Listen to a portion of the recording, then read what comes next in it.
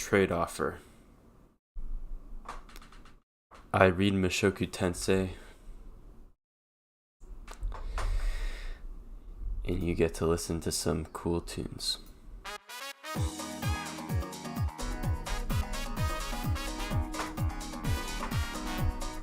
It's been a while.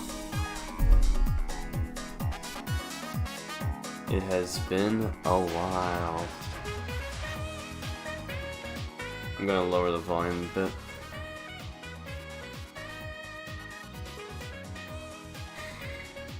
Welcome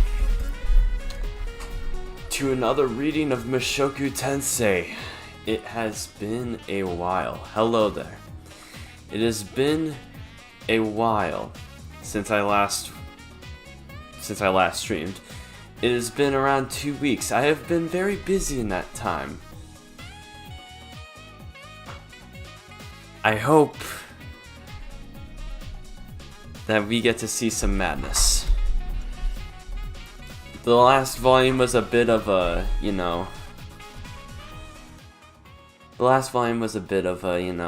was a bit of build up as it acted as build up. So hopefully, we've seen volume 13 act as build up and volume 14 Bane. We've seen volume 10 act as build up and we see volumes 11 and 12 Bane. So, I'm hoping that this volume is a banger, because the last volume was kind of outside of the Orsted conversations, of course. But alright. How about we get started? I'm waiting for the paperback version. I'm waiting for the paperback version on that. I'll pre-order it like later in March or something like that. It comes out in late March, dude. I did, however, pick up a paperback version of Volume 6 that just came out, and not came out, but it just popped back up on Amazon. It's now available. So, if you are missing Volume 6, go out and get it. It is now on Amazon. And, little bit of a side note, February 25th, it looks like Barnes & Noble is actually going to restock a lot of Mushoku Tensei volumes on February 25th, including the first volume, second volume, basically every single volume you can imagine except volume 3 for some fucking reason. So, I'm hoping to get volume 11 at least for that.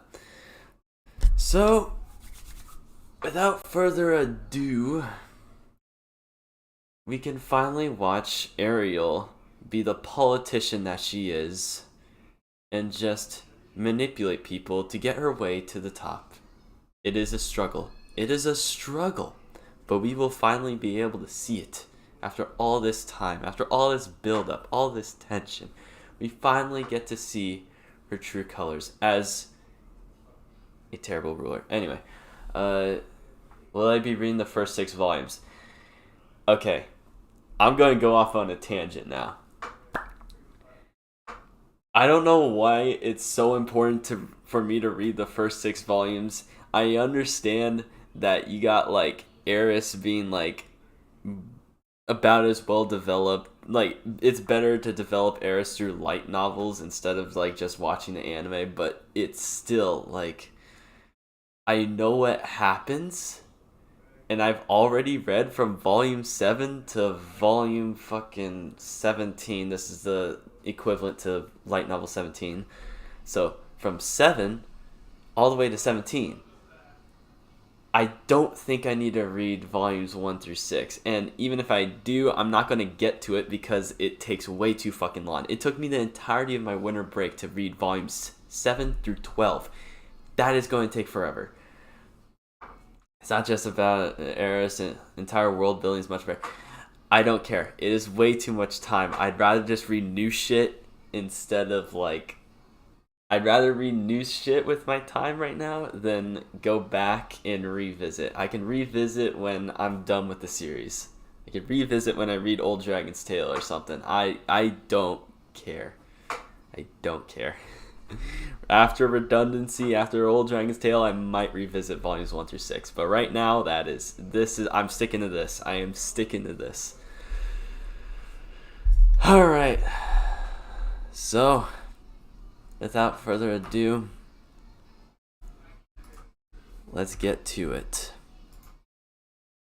Chapter 176, Departure towards Asura Kingdom. Part 1. There are 8 members for the journey. Ariel, Luke, Sylphie, Elmore, Clean. The all-star team. And I joined as part of the princess's escort. A huge 2-wheeled carriage, and 5 horses. Unexpectedly, the preparations for the voyage of second Princess Ariel and Asura, who hailed from a country as great as the Kingdom of Asura, were rather simple. Ostensibly, it was because we were returning incognito, hiding the truth that we are returning via teleportation from the public. However, in spite of being incognito, many people were lined up at the entrance of the Magic City Sharia. The principal of the Magic University, along with members of the Student Council, General Manager of the Magic Guild, Head of the Magic Tool Atelier, among others, heads of various organizations. Isn't the principal gonna be a little sus of them just popping up out of nowhere? Wait, are they doing if these guys don't know what incognito means. Point 1. Out of all its possible meanings, none of them included a big number of farewells. I can't remember if they're doing the teleportation method or not. I know it said teleportation in there, but nah.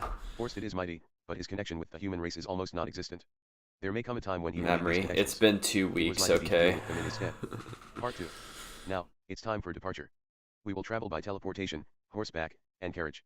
Take the horse carriage to the Sky Castle via magic teleportation. Well, that clarifies it for me. Just north of the upper jaw of the Red Dragon, at which point we will travel southward by land. There you go. Perugius also set up a magic circle where the horse-drawn carriages can enter.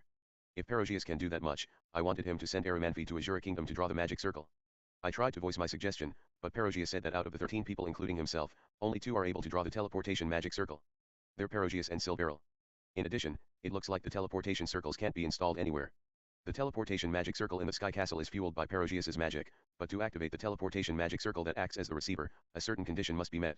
As for the condition, it's magic. 3. In the past, taking advantage of places that possessed a high magic density, the genius that created what came to be called teleportation magic produced a magic tool that semi-permanently activated the magic through absorbing magic from its surroundings. In other words, teleportation circles cannot be made in places that did not possess a high magic density. The fact that teleportation magic circles I used to travel to the Bigurdo continent were located deep in a forest and the desert, were due to such reasons. 4. Of course, from later research, it became possible to keep the magic circle active by attaching magic crystals periodically. In the case of using a magic crystal, it's called manual feed type magic. Because the magic density is thin. In most of the area around Asura Kingdom, most magic circles are the manual feed type. The magic crystal is installed during an emergency and is removed when not in use. Only a select few accurately know where to place the magic crystal. In our situation, both were destroyed. The type that didn't require a magic crystal along with type that did require a magic crystal. Everything had been blown apart. The location, the equipment, and the magic circle. If the 3 factors previously mentioned are not known, it is impossible to create a magic teleportation circle. So how does Perugius intend to come to the Asura Royal Palace? For now they told me, you don't need to worry about that.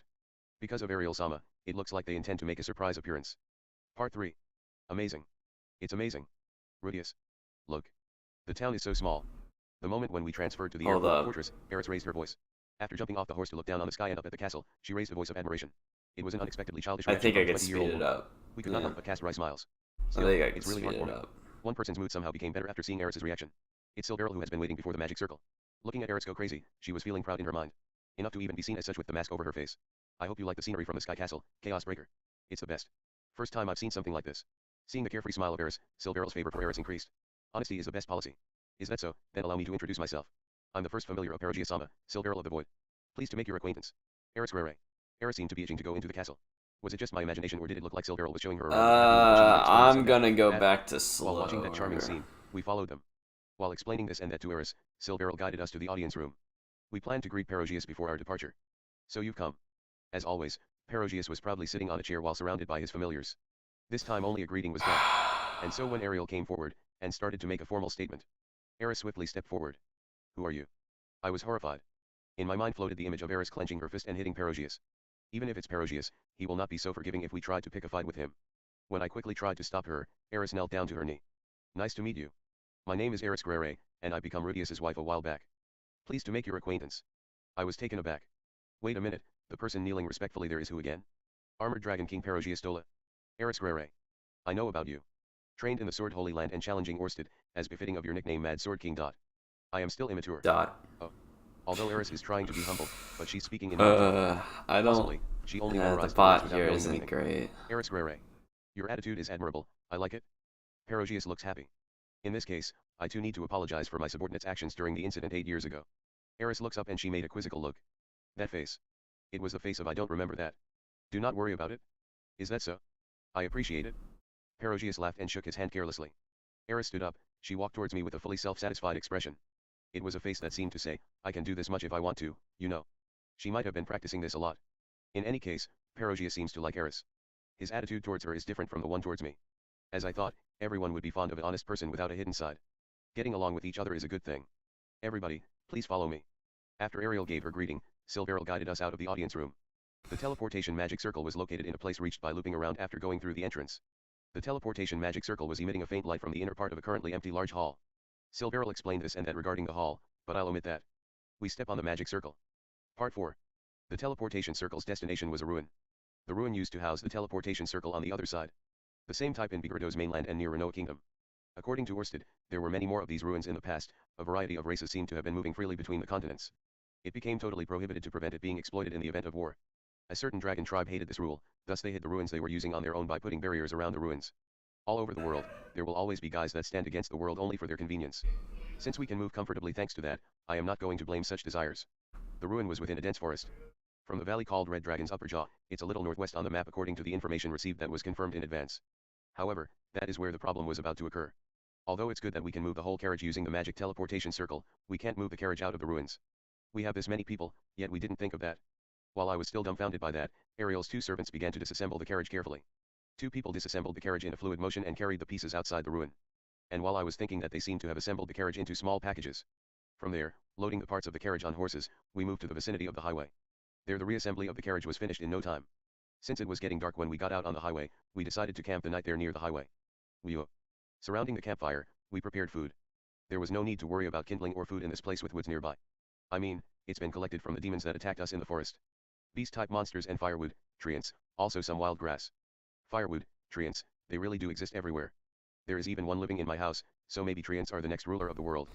Normally I would just sit on the ground, but one of Ariel's group had brought a carpet. Treants are gonna replace all forms of life. I offered to help. They pop up out of nowhere. Well, with Sylphie's skill even if I help I will just get in the way. Just in case I told them that I can make tableware and cookware if there's not enough. During the cooking I was feeling bored. I thought about patrolling the surrounding area to alert the party for incoming danger, but Ghislaine and Eris are already doing that. It looks like my turn won't come. In this journey, there is no work for me. This is the first time it's been like this. I've never experienced this, not even during the time when I was traveling alone and intruding on other parties. In those days I, having a surplus of magic, was treasured as a person useful for various chores. From the purification of water to the production of tableware. Since there are several servants here who can use magic, the work that was usually mine seems to have disappeared. Well, my job is not to look after Ariel. Since I am fighting against Hitagame, I need to determine who his apostles are and defeat them. Our current conjecture is Luke, Darius, and one more person. The possibility of the North Emperor or Water God being an apostle is high. I have heard ways to deal with them from Orsted. I simulated in my mind what I was taught many times, but I should try it out in actual combat. Anyway, I look at Luke while muttering. A splendid armored figure, he stood close to Ariel. He's in a position to immediately protect Ariel at a critical moment. If Luke is an apostle of Hitagame, and if I decided to not kill him, I wonder what Orsted would do about Luke. Luke's important to Ariel. When Orsted requires Asura's assistance after Ariel becomes king, it would be bad if there was an apostle of Hitagame advising Ariel. No, Asura Kingdom will be coming to Orsted's aid far into the future. Which means that Luke will probably be dead by that time. So it probably doesn't matter. But, if Ariel died immediately there wouldn't be a meaning for her to become king. No, Luke definitely sus, dude. Dude, become a turning point. Or like, the first prince becomes king. After that whole diary shit, of course he's fucking sus, dude. Like, come on.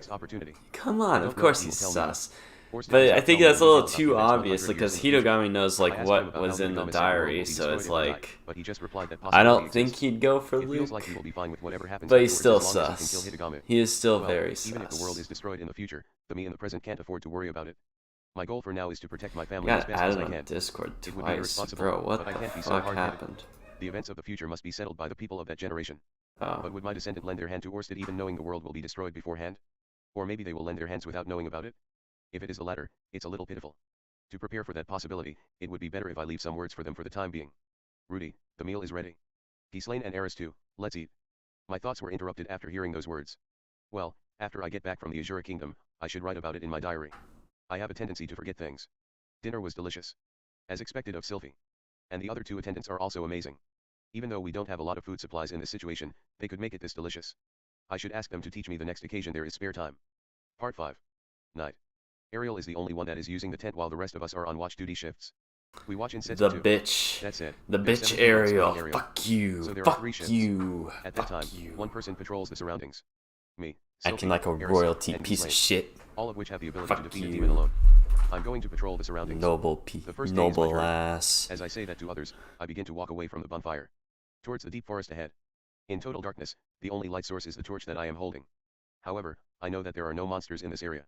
But being cautious is never a bad thing. Then after walking for about 5 minutes, and quite a distance away from the campfire, a guy abruptly appeared in the dark. A flowing silver-haired man with golden senpaku eyes. A man with a scary face akin to a devil, he appeared out of the darkness. Eek. I screamed involuntarily and was about to let the torch fall from my hand. Ha, excuse me. Thanks for your effort. Orsted-sama. Boss is here. I sat on the nearby tree roots.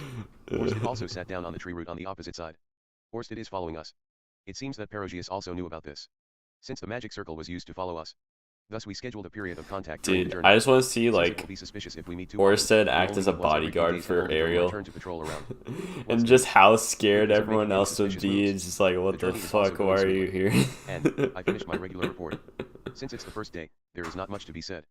Orsted also didn't seem to expect anything and didn't pursue this matter any further. That's good. Maybe there won't be anything for a few days. Right. Just be extra careful after passing through the Red Dragon's upper jaw. Okay. The Red Dragon's upper jaw.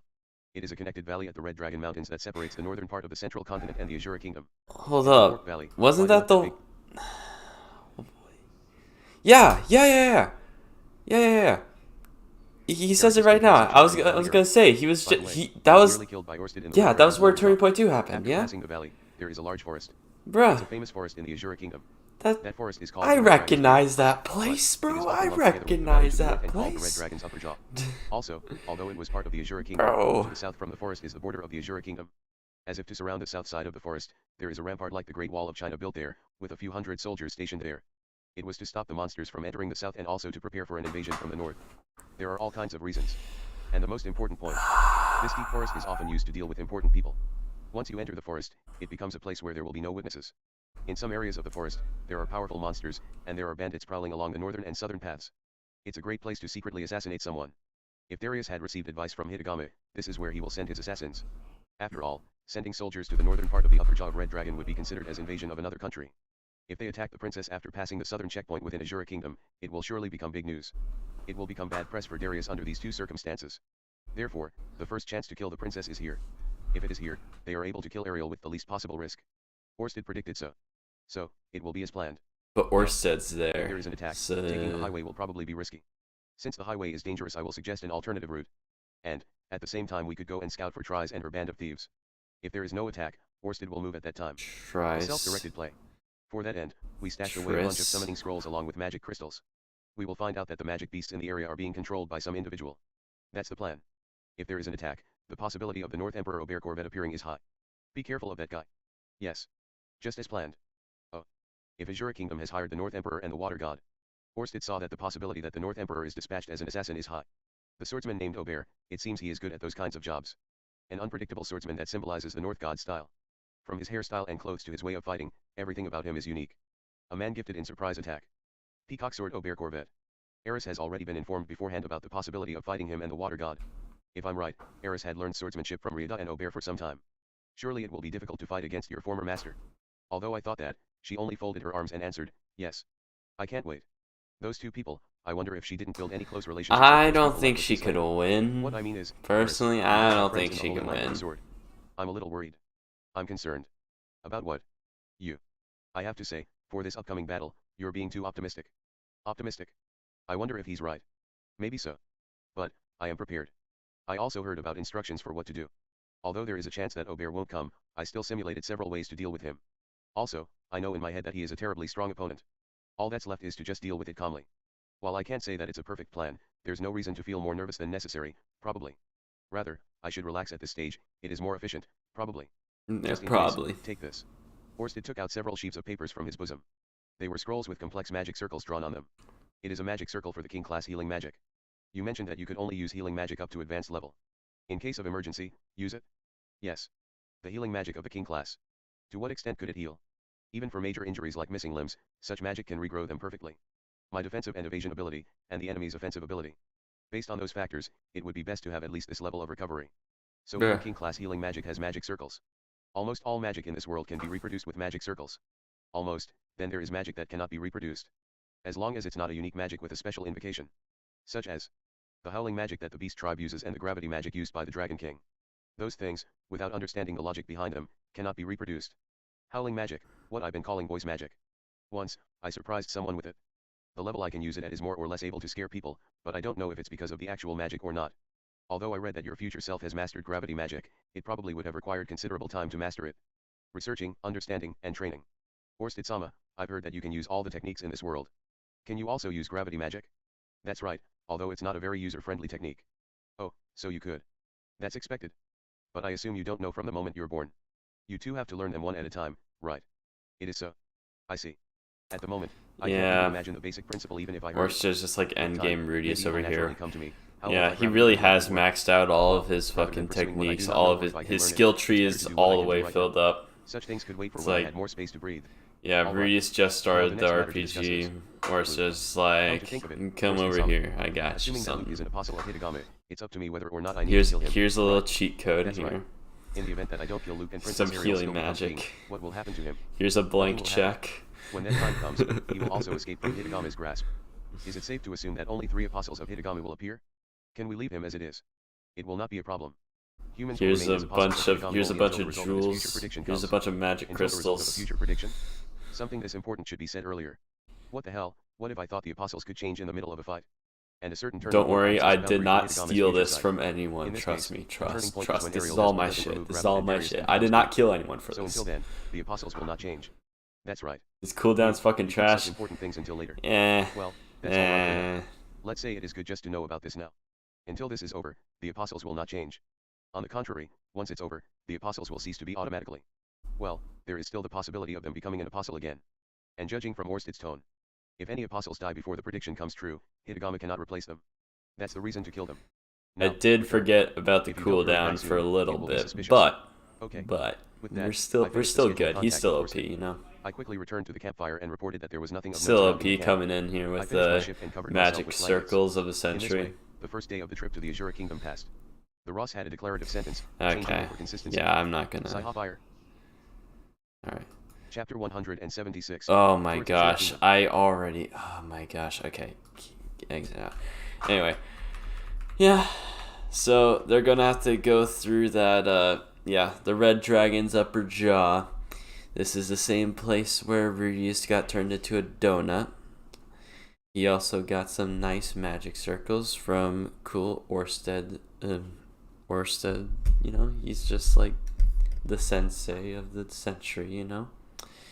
And we're looking pretty good right now.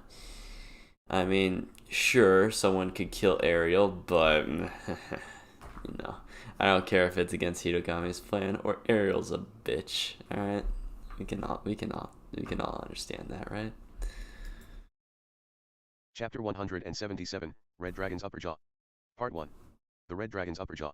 It is a valley with just one continuous road. It is not as straight as the Holy Sword Highway. But, it's a single path without any forks. It's between two different countries' borders, a neutral area without an owner. We passed by a big caravan while traveling there. There were 10 wagons and more than 50 horses carrying the cargo. It's a big caravan carrying cargo from the Asura Kingdom to the magic triumvirate. The caravan is traveling in a single file escorted by adventurers. These adventurers have been glaring at us with sharp eyes. Seeing that, I suddenly remembered about my old days. There was also a time when I was part of the escort of a caravan heading to the north. It wasn't as big as the caravan we passed, but if I remember correctly it had many young merchants in it. I think if they came to greet me, I wouldn't remember any of their names. At that time, I was alone. Solitude. I was so lonely. After all, at that time I was Yeah, under but the now impression you that have I had been abandoned by Eris. Sylphie, and now During you're that time I thought my life goaded. as a man was over. Easy. During It that all time I started thought with nothing mattered anymore, Sylphie. and there is nothing to believe in this Fucking world. Eris fans. In those days, strengthening my body and worshipping God were my only truths in this world. Fucking Since then, Eris I have done all simps. kinds How of things. dare you? I got my confidence back through Sylphie, I and just now have I'm a to dig father of on one. into you I'm guys a not little one you would bit, you call know. honorable, but I am a I father. just have to. Clearing my misunderstanding with Eris, making her my wife. Roxy also came along and married me, and now she is pregnant with my second child. With those 3 wives, my nightlife has also become merrier. If the me in the past saw my current situation, what would he say? In my situation, if I wanted to rub some tits, maybe one of them will let me. Hey, why are you suddenly so quiet? I heard Eris's voice from my side. I suddenly noticed, unaware that Eris and I were side by side. By the way, since I cannot ride a horse, I'm stuck sitting behind Sylvie. You're a proud Hey, Eris Eris. simp. What? Ah, Can I fuck grope your you. dress? Why are you Ah, saying so fuck suddenly? you. Of course not. Was it no good? Is asking so casually out of bounds? Ah, shit. Well, the me in the past probably wouldn't have much to say. He would just laugh coldly to Shit. himself and say congratulations. The me in the past was one of those guys. I would keep my distance while congratulating them, acting like that happiness is unrelated to me. You know, Rudy. A voice came from the front. No! Even though you No! asked me, why didn't you ask me? No! I was aware of it. My hands were already No! massaging Sylvie's chest. No wonder my hands started feeling good. Oh, my bad. I did that unconsciously. It's fine for now since there aren't really any monsters here, but hold it in until after we leave the valley, okay? Thank you, Sylvie. You're a good girl, truly. How dare you not ask her first? I didn't even realize that. Scratching the No! back of her ear, Sylvie gave a rush She was laugh. right I rubbed there! her chest at every opportunity after I She married her. was right Sylvie got used to there! me fondling her chest all the time Fuck pretty you, much. Eris Sims. I also Fuck formed a close you. attachment to her breasts. You win this Release, battle. you can sit behind me. Ah. Eris is burned up with jealousy, saying that while blushing, and ran up to the front row. Haha, I am quite popular. Well, we will be exiting the valley soon. An ambush will definitely come. With that in mind, Bro, I became more serious. swear. Upon exiting the Red Dragon's upper jaw, a huge forest appeared. The valley exit is located on a slightly higher altitude. In the distance from the spreading forest below, I could see a wall. But because of the forest's height, I can't First see the road in W. the middle of the forest. Okay, sure, sure. If it happens here, it won't be seen by anyone. You'll be your Also, only W. How about it that, seems we huh? can see the exit of the forest from the walls. In other words, anyone can confirm who is entering and leaving the forest. On the other hand, from the forest entrance here we can't see the wall. To an attacker, this is a geographical advantage for them. A perfect place to ambush us. At last, I have returned to this place. At the entrance to the forest, Sylvie stopped the horse. Not really. Okay, fine. It'll be your last one. How about that? How about that? I can admit you had some W's before, but you One of know. the servants got down from the driver's seat. Luke and Sylvie also got down from their horses. From the horse-drawn carriage, Ariel came out. She held a small bouquet. On the roadside, 5 people walked up to a stone. It looked like an ordinary stone. There was nothing decorative about it. However, on the surface, there are times marks engraved. Ariel acted first, placing the There are bouquet on top of the times stone, marks. and I followed Yes, suit. multiplication The marks opposite were prayer of the Millis made. Church. Ariel is not a devout believer of Millis. I've never seen her praying to God. The same goes for Luke. I don't know about the attendants, but Sylvie is also different. In other words, the ones that are resting under the stone are people who served Ariel. Dead in this forest, in the Red Dragon's upper jaw, her night escort, her art teacher, or her servant. I heard that in the Red Dragon's upper jaw, many of her escorts died, especially near the border. So, I will also pray for the time being. From here on out, we will be at a greater risk of being ambushed. So, let's camp here for now and continue our journey tomorrow. At Ariel's words, Sylvie went back to Oh, the this horse. is one of my Her face favorite seemed to be sadder than volumes. usual. Ah, ha, ha, Part ha. 3. So I was right. The last one was filler. The last one was We should build take up. some time to review each Haha. member's specific role Yes. to avoid getting distracted Yes. during any upcoming battles. Gislaine and Eris are our main attackers. It's Sylvie not will be our really support, too who's able to crazy quickly right respond now, to you any know. It's situation, just and I will traveling, be the you rear know. guard, It's with just the due eye of traveling. foresight. It's My role nothing is to huge. peacefully oversee Nothing the battle. huge. Since my eye of foresight can't see something that is outside of my field of view. In addition, Elmore and Luke will be protecting Ariel. I wish that those 3 could also be better equipped, but it can't be helped since their power in combat is lacking. Even if they did fight alongside Gislaine and Eris, they would just get in the way. In any case, to prepare for a surprise attack, they must be at Ariel's side to protect her. Using a magic tool to mimic Ariel, Clean acts as Ariel's double. It is a magic tool that can change hair color and facial features. To make the disguise more convincing, she trimmed her hair to about the same length as Ariel's. Their heights and figures are different, but that can't be helped. Anyway, for the sake of Ariel's life, those 2 remaining servants will act as sacrifices. I know nothing about them, but I'd like to finish this without anybody getting murdered. Tomorrow, we will move on the assumption that there will be an attack. We are here using the teleportation circle, so won't the assailant be expecting us much later? To that someone's question, Ariel replied. Senior Minister Darius is a very thorough person. He had already made preparations the moment father became ill. Like that. Who or what kind of enemy will we face? No one knows yet. But I already shared information about the North Emperor and Water God who were hired by the Asura Kingdom. On top of that, the North Emperor Obear will also become our enemy. I'm telling them with that warning in mind. I thought about how to fight him so we could handle this problem more efficiently, but if Obear and Luke are the apostles of Hitagame, there is a possibility that they've already made countermeasures. Making preparations to fight him, while they make preparations to counter that. If that happens, I'll I can't talk even in a count on my team second. so I will deal with it personally this time. Warning everyone of Obear's surprise attack, while protecting everyone's safety. Well, rather than me protecting Gislaine and everyone. I feel like I'm the one being protected. Anyways, let's do our best so that no one dies. Part 4. The next... Alright, please put it, get that fucking, anyway, the twists and turning points, like, those don't hit my don't hit the feels like as much as like the chapters where we get to see another character's perspective, or like not really other perspective, because like we've seen the perspective change multiple times. Again, an example of that is volume 1 with what's her face, uh how can I not remember? ah ah Maid, the maid. Fuck, whatever. Her. I can't believe I fucking forgot her name. Shit. Anyway, Aisha's mom. I don't know. Fucking Lilia. Fucking hell. Anyway, Lilia. The we see it before with Lilia, but like that stuff's not too emotional. We see it before, but like example. Okay. Yes, I understand it's Lilia. Okay. Anyway, we see it before, and like I just think like the chapter with Norn, where we switch to her perspective, and we switch to like occasionally Sylphie's perspective, and like Roxy's sometimes. Those at times can be like fucking great, and someone's going crazy in the background, but I don't care. I'm finishing my point here. Anyway, like this, the turning points and the twists, those aren't really emotional bits as they are hype moments. The emotional bits for me are the times where we get to reflect on a character's situation.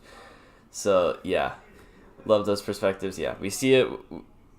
Nanahoshi didn't get like a perspective shift, but we did get to see like her reflect on like her basically entire existence within this new world. So that's why I like the first volumes. They have lots of POVs. Okay. In case any of you missed the beginning, well, I'm sure most of you did. I am not going to read volumes 1 through 6 until I am finished with Redundancy and Old Dragon's Tale. Why? Because I don't want to waste time reading something that I've already watched an anime version of. There you go. I've been getting comments about this, but you know, whatever. Anyway, yeah. So Norn Grey Rat chapter, the chapter known as Lament in the question mark. What do you mean? Anyway, the lament in the beginning of the lament in near the beginning of volume 14. I think it's in near the beginning of volume. Yeah, it's near the beginning of volume 14. Those chapters, fucking great shit. And I'm thinking about making a video for at least one of those chapters. But like, oh my gosh, those chapters are emotional bits. Turning points and twists, those are hype moments. They get you keep reading. They make you keep reading. You know. Fair did the same. Went back to light novel 1 and 2 after finishing. Yeah, that's probably what I'm gonna do, to be honest. It's nice to save a few volumes, a few new bits to read at the end, especially if you already know what's gonna happen. Anyway, back to it. You know, we're moving based on the formation discussed at the meeting. On horseback were Ghislaine, Eris, Sylvie and I in the front. Riding a horse-drawn carriage are the 2 servants and Ariel, followed by Luke at the back of the horse-drawn carriage. While traveling cautiously along Luke's the a forest road, bitch, by the way. He is terrible at fighting. Yeah, and he's supposed to be a bodyguard. Okay, dude, alright. A mark that looks like $1, a signal that Orsted and I came up with in advance. It means there's an ambush ahead.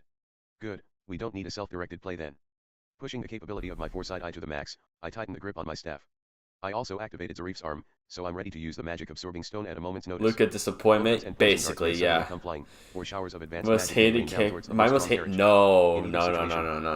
I made a tier list before. You can go back to what the video with the fucking Yelena Sylphie. You can go back to the tier list there on characters that I hate, but like that horse dude, I fucking hate him. Freaking. Because of the full face helmet, I cannot see his facial Eris's dad? Fuck, no. Philip, no. He should be the captain. Rat S tier? Hell yeah. Rat's S tier, 100%, dude. I couldn't rank him, but hell yeah, S tier. Towards Ariel's carriage. Sylvie is still riding a horse, going ahead. Taking a position in between Ghislaine and Eris, she stares at the captain. My man Rat Boy slays, dude. He slays, dude. From the Asura Kingdom. Whose soldiers are you? State your name. A manly voice shouted high. So cool. But the captain does not answer. Instead, he silently draws his sword. Following suit, the other soldiers also draws their Women sword. literally turn to stone as soon as they touch soldiers him. armed to the teeth emerged from the forest, making a caraware a noise. Most of them have Slays. swords, That but rat I only have a staff and we're slays. considerably outnumbered. Enemy attack. Getting off of his horse, Luke is already taking his stance. Elmore, sitting on the driver's seat, is clutching her whip with tension. Inside the horse-drawn carriage, Clean disguised herself as Ariel. She got hard.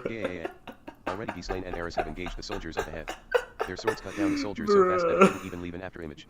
The two are so fast. There's an action scene happening right now. Leave the magic to me. Sylvie had to precisely control her magic so as to not hit There's Eris. an action scene right now. There are magicians behind us. I'm getting The distracted. number of enemy soldiers is almost 30. Yet troops continue to pour out of the forest. It looks like there are still more of them.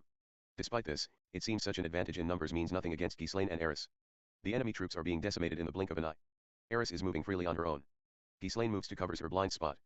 Furthermore, Sylvie supported them both with magic. The trio constantly reposition themselves to avoid being surrounded, and they're slaughtering the armored knights. They are strong. What the fuck? Those 3 people. It will be alright even if I leave them alone. Luke Senpai. Are there any enemies behind us? No. Response from Luke, protecting the back of the horse-drawn carriage. It's looked like the enemy wants to lure us into a retreat. A trap? It's a trap. What will we do? Withdraw? No, it seemed that it's possible to break through, so. Looking ahead, my roommates are going crazy. Shit. Then, a person appears between them. Ghislaine and Eris stop moving. The person was smaller than I expected. Only about a meter tall. Hobbit race. His wrapped in full body armor. Hobbits! Armor clean, it's canon! that it shone brilliantly in the light. With his short stature, he totally looked like a disco ball. I felt when he came out, Smeagol's canon. The soldiers surrounding him felt fairly relieved. The feeling of being in a sensei's presence. Apparently, he seems to be powerful. Can he be Obear? My name is the North King Wtaa. One of the 3 swords of North God. Light and darkness Wtaa. Who? I see you are Black Wolf Ghislaine. I challenge you to a duel. I just realized that it's pronounced in TAA. Okay, we're going to go through another SYLPHY situation. Alright. It is a situation of dozens versus fuck. Ghislaine pointed her blade, letting out a snort. It was directed to the Wtaa that pointed his sword. Very well. Ghislaine, the Black Wolf sword. At least it doesn't last too long. It's only 3 letters, but still. Ghislaine was facing the North King. So, the flow of time has I did not expect the grunts this. stopped moving. After, while checking their surrounding, they began to fall back. Sylvie also fell back, glancing warily at the soldiers' movements.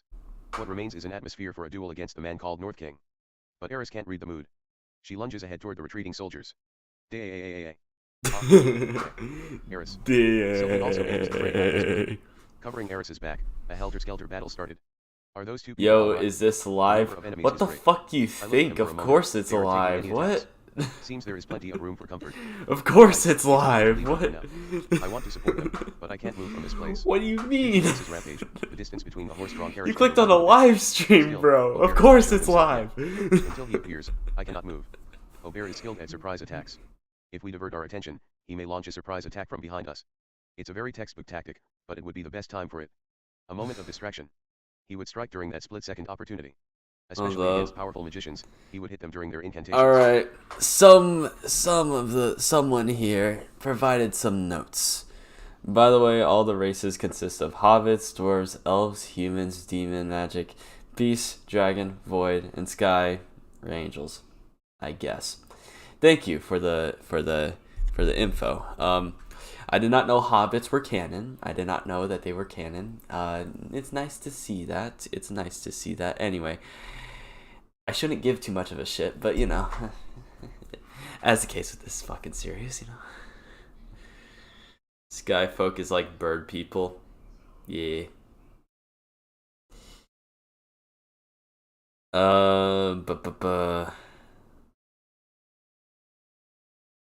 Therefore, Orsted said, if it turns into a skirmish, don't use any magic until that guy shows himself. Even if your ally is in a pinch, don't give them any support. If you're patient, Obear would change his target. He will launch an attack on those who are most off guard. In that moment, you could snipe him. Therefore, I cannot move. I need to be alert of my surroundings with my eyes wide open. Even so, I feel concerned. Instead of the North Emperor, the North King Wtaa appears out of nowhere. If another strong guy comes out and it's not Obear, I guess I'll need to give the order to retreat. Ugh, cut. Haha. I need water. Black Wolf Ghislaine. Where's my water? Your skill there is it right. is. And against Wtaa, Ghislaine is being pressed back a bit. Or rather, Ghislaine's movement is strange. When Ghislaine tries to go in for an attack, she stops for a moment and turns her face. Wtaa doesn't miss a chance like that. He dashes into Ghislaine's body at a speed you wouldn't expect from his short limbs and launches a shower of attacks. His thrust only made shallow wounds on Ghislaine's skin. It looks like she avoided a fatal blow. Since the beginning of their duel, Ghislaine has yet to take a step forward to attack. She would ready her stance and motion an attack, but turns away each. Hold up for a second. Do you think I'd run into spoilers if I looked up this guy's picture? Wii, the Nintendo Wii guy. Is it okay if I look him up? Because I kind of want to look at his face right now, and they say he's short, and I shouldn't. There's no picture. Oh, Sag. Oh, Sag. Hold up. I think I can find a picture.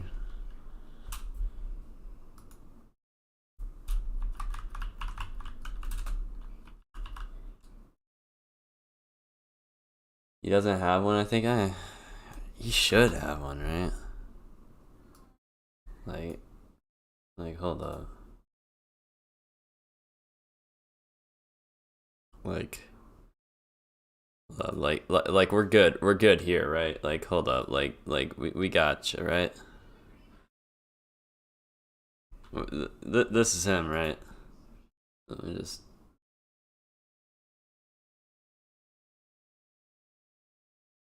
We're good, right? We're good, right? Yeah. Yeah, that. It's a bad joke. I don't care.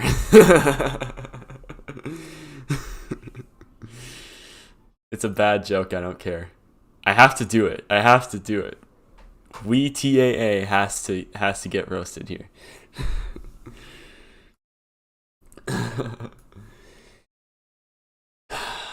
I thought he was black.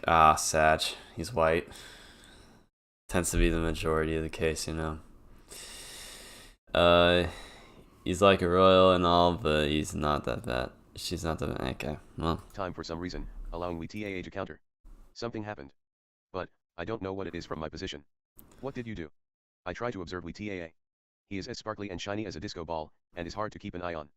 While he moves into shiny as a disco ball. It fits the description perfectly. Then, all we need is a glossy wax covered weed. Was it sand? You're trying to blind her? No, it doesn't seem short. I don't see anything coming out from his hand. But, there's no doubt called that TAA's left hand causes Ghislaine to turn away. Ghislaine couldn't look at him whenever his left hand pointed towards her direction. Oh, is that how it is? Light. By reflecting sunlight with that mirror-like armor, he robs Ghislaine of her sight. Every time Ghislaine goes in for an attack, he blinds her. What a dirty trick. However, Ghislaine looks like she's having difficulty. If she continues on like this... Okay, I wasn't paying attention. Where the fuck is Eris? What should I do? If I don't act now, it will be too late. Okay, fine. Really here? Perugius, just use your Quagmire fucking shit. Into Aqua Harsha, using earth and water magic. In other words, the usual Quagmire. I predicted it. In a moment, the clouds cover the sky. Oh. Raindrops are brown like chocolate. Oh. It quickly covers the battlefield. That. Okay. Rain that contains mere mud. It did not have any offensive power. As it falls on the ground, it turns the ground slick and loose, which robs the soldiers of their mobility. Some slip and some fall over. Since Eris and Ghislaine train their lower body, the mud has no impact on them. As for killing safety, soldiers with Metal Gear Rising style. For now. New. Finding the rabbit, yeah. Okay. I wasn't paying attention. My bad. The yell of Gay. resonated through the woods. From the blade near her waist, Ghislaine fires off a sword of light. Gay. The TAA tumbled to avoid it, but blood was gushing from his shoulder. With this, the winner has been decided. I continued to be vigilant against Aubert. Then, I looked back. What? Right behind us, there was a man. I saw a strange person. Wearing a rainbow-colored jacket, knee-length pants, with 3 swords attached to his waist. There is a peacock tattoo on his cheek, and his hairstyle was like a satellite dish. He's wearing a dirt-colored cloak on his back. His hairstyle was like a satellite dish? Wait, is this that fucking one dude? A hole was spotted in Luke's blind spot, who was supposed to be watching our back. This fellow, he was hiding in the hole he dug up in the road. His features and clothing matched the description. This guy is the North Emperor Aubert. Yeah, it's that guy. The next moment, my foresight it's that guy. I remember him during one of those Eris chapters. Sorry for the sneak attack. I remember that, dude. I immediately react with my left hand. The left hand where Zarif's arm is attached. Although the arm feels no resistance from the weight, Aubert is still faster. Arm, fly. Flew. My artificial arm... Should really grow out an afro, you know? Despite that, instead of like the fucking flat ass shit. Making a bad sound, the artificial arm lodges itself in a distant tree. While holding the sword, Aubert glances back and forth between the arm that flew and me with rounded eyes. What? It's like, I need a My heart is haircut. beating rapidly. There you I go. knew that Obear would attack with his tricks. Even though I knew about it from Orsted, damn. Is this the result of not following his directions? Now I have to fight Obear one-on-one. My opponent is a North Emperor. While he isn't necessarily weak when fighting normally, his specialty is in surprise attacks. But I have heard of the actions that I should take after exposing this figure. It is possible to win. I'm fine. Calm down. I'm strong. I'm strong. I'm Strahan. I'm Stallone. I'm Stallone. While standing there, he spoke to me. Although I have heard I'm rumors, strong, I'm you are indeed strong, I'm Stallone. Why are you not coming at me? Although this method cannot be used if you are not coming at me. Where did you hear my name? From a certain beast over there. When I was teaching sword art to that beast, she always said Perugius is awesome. So it was Eris. A man who could tame that beast would be a praiseworthy man. Really, like the rumor said, even his arm can fly. It seems he is fascinated by my rocket punch. 1. And I'm being watched with a vigilant eye, as if I will try some other weird trick. What a bad-mannered guy. It's not like I'm some kind of rare animal. But it's good that he's being cautious. After all, in the edge of my vision, Gislaine has defeated WTAA and is coming towards us. It's not a far distance. No, Nintendo Wii is gone. Our chances of Discontinued. The Wii U is here. And Gislaine. Silent Fits, and Rudius of the Quagmire. As a precaution, no, we never want the Wii U. Since I couldn't kill Rudius, we never wanted it. Hard on us. Obear convinces himself and nods. I wonder if he'll come. But there is no shortage of opponents. He's coming. But in the current situation, if I can hold him for even a few seconds, I can attack him with Gislaine in a pincer maneuver. And I know roughly what technique Obear uses. I can do this. I can bring him down. My name is North Emperor Obear Corvette. Obear drew the sword with his left hand and sheathed the sword in his right hand. I also started pouring magic into my staff in response to that. This is goodbye. Obear started running. Not toward me, but toward Gislaine. Did he just say goodbye? Obear. Oh, it's Gislaine. Long time no see. Gay. As expected, you haven't changed at all. Before anyone noticed, Obear had thrown the bag that was in his hand. The bag flies to Gislaine in a smooth arc. Gislaine promptly cuts the bag while it is still in midair. You fucking dumbass, bro. Of smoke suddenly scatters from the bag. You fucking dumbass, dude. Just fucking. This is bad. Stone cannon. Obear easily avoided the rock cannonball that came flying from behind with a fluid movement. Can Gislaine give chase? No, that's impossible. Flour was showered on her face, making her eyes shed tears uncontrollably and causing her to sneeze repeatedly. Mixed with spices, it's a special tear gas from Obear. Slipping around Gislaine like a cockroach, Obear was getting close to Sylvie and Eris who were slaughtering the soldiers. Retreat. Retreat. Redo again. With those words, men begin to escape into the forest all at once. And Eris noticed Obear at the same time. Moving her body to protect Sylvie, she was trying to intercept him. Okay. My sword, ablaze. At the same time the chanting stopped, Obear's sword was covered in flames. While sidestepping in and quickly removing something from his waist, Obear put something in his mouth. I also know this trick. I can make it. Water wall. Oil gushes from Obear's mouth to ignite the flaming sword, and attacks Eris. But the magic I launched managed to stop it.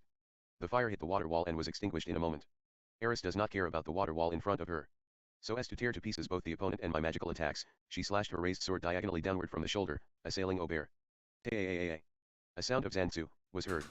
With a thud, the upper body of Obear, who was divided, fell to the ground. Alright. Che. While I was delighted, Eris clicked her tongue. When I looked closely, what fell to the ground was not Obear's upper body. It's a log. Without realizing it, a log had fallen on the ground. Dude, you fucking used the Pokemon move substitute on fucking Eris. What the fuck? It should have been seen with my foresight eye, but I do not know what happened. And at that moment, I thought that something was flying towards the log. A talon claw. A claw with a rope flew toward the log, catching onto the cloth and pulling it from a distance. The cloth flew lightly in the air and settled into the man that was holding the tip of the rope. In the forest, there was motherfucker wearing ninja, hiding behind some flowers. Obear, that he would recover his cloak with that claw. Is that cloak some kind of magic item? To allow the party wearing the cloak to instantly swap out like that? Was it Utsusimi no Jutsu substitute art? I didn't hear about this, boss. You've improved your skills, mad. Is that a fucking Naruto reference, bro? What the fuck, dude? Yeah. Naruto fan confirmed, yeah. She was stopped by Sylvie. There are still soldiers in the forest. Don't chase after him alone. After hearing these words, Eris looked back towards me. Then, to the direction where Obear disappeared. And clicking her tongue, she sheathed her sword. Eris walked back towards me unhappily. Sylvie continued to vigilantly search for remaining enemies while holding her wand. For now, there seems to be no signs of any enemies nearby. Only corpses remain. For now, the raid will end with this. But, Obear may launch another surprise attack, so we must stay alert. We should at least stay vigilant until the night. I'm not a Naruto fan. After the battle, the enemy, nearly destroyed. Damage against us, almost nil. The only damage was Gislaine sneezing and tears that did not stop for almost an hour. Since detoxification and healing magic didn't work, we were a little bit impatient, but the symptoms subsided when flushed with water magic. I often feel the weakness of healing and detoxification magic. Maybe it doesn't cure hay fever either. It seems that there is no hay fever in this world. I immediately helped to clean up the corpses we had piled by the roadside. Normally it might have been okay to just leave them, but right now we were still in the forest.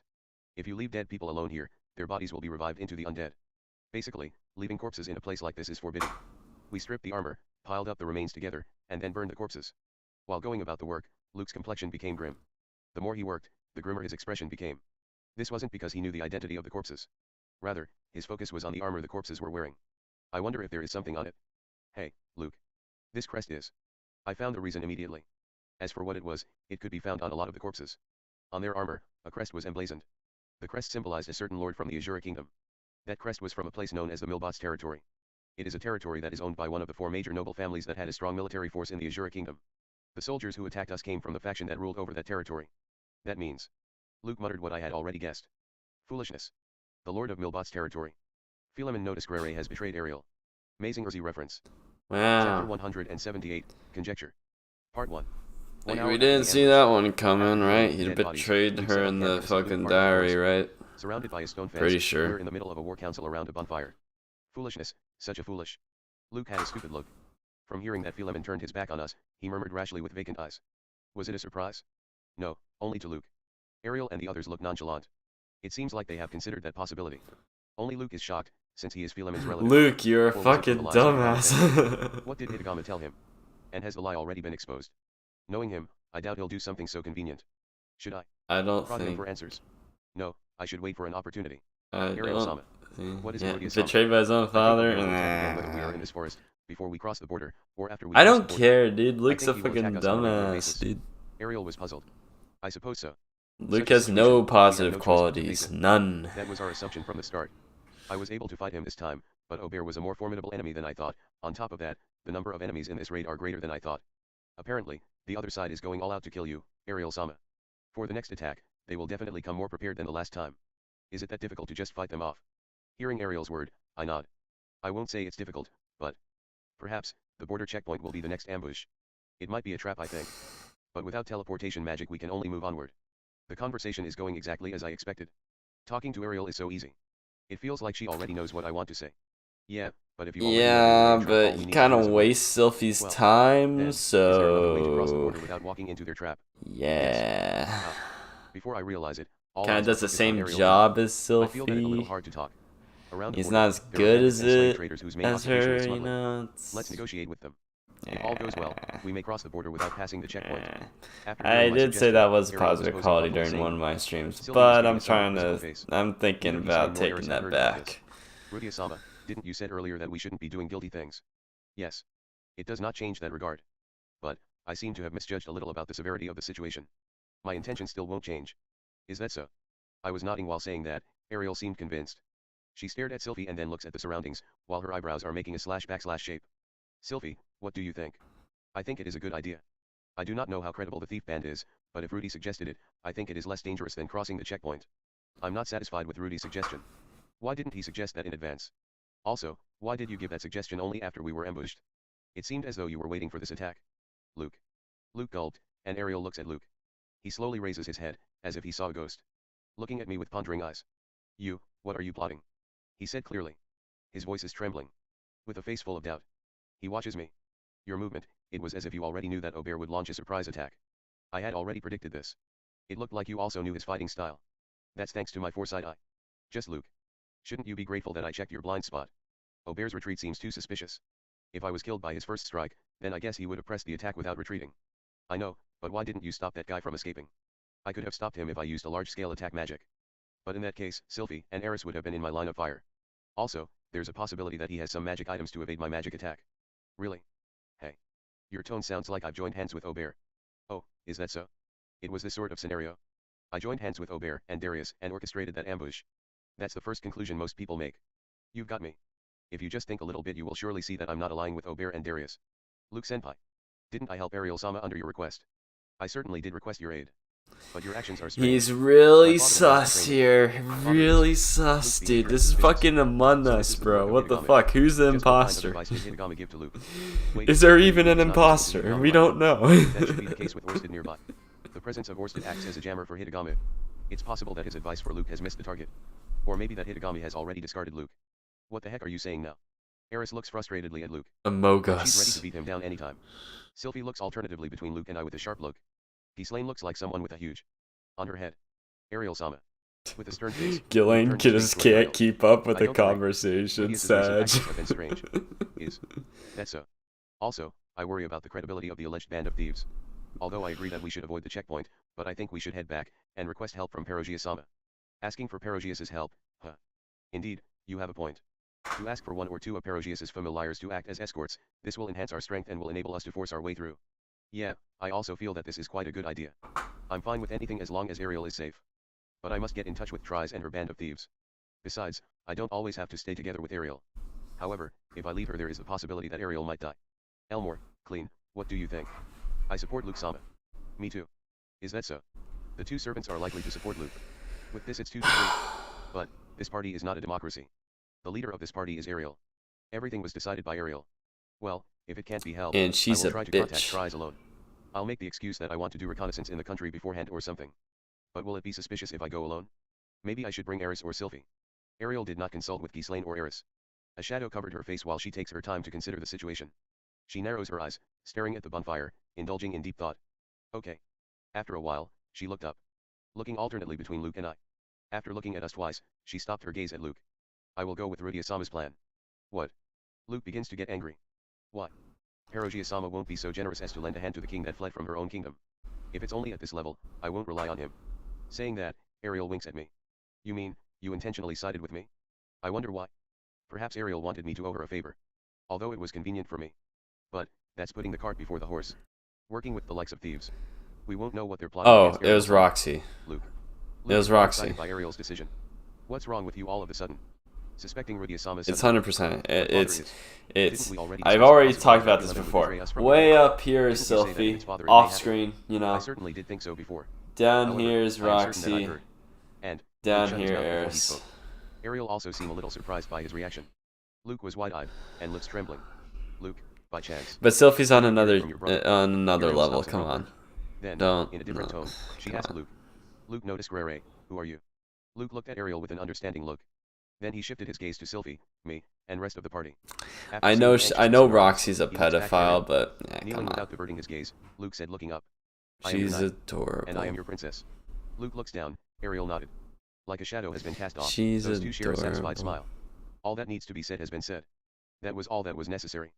With such satisfied smiles on them, Sylvie and the others looked relieved Ariel's as well. fucking way part, down there. Perugius-sama She's not easily even, would. what? She wasn't Yes. even a factor. Anyways, I didn't even with this think we're about her, confident bro. of Come on. I will not betray Luke. But anxiety remained. With this conversation, there's no doubt that Luke is an apostle of Hitagami. Part 2. Returning to the highway then entering the forest again. I already knew the location of the band of thieves. Enter the forest from a certain mark on a rock, then head straight to the east.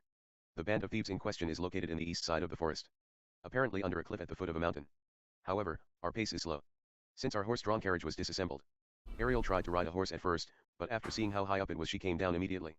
Since there is a risk of falling from the horse. We're moving through an area that's usually impassable while leading horses. If you clear the way with magic, you won't have to take a detour. Although in that case, it will be easier for the enemy to track us. However, if we're fighting against demons on the way, we will leave a trail no matter what. Well, I guess we don't need to care about it too much. Along the way, we rested many times. That's tough. That is a tough one. That's a tough question. Norn or Nanahoshi?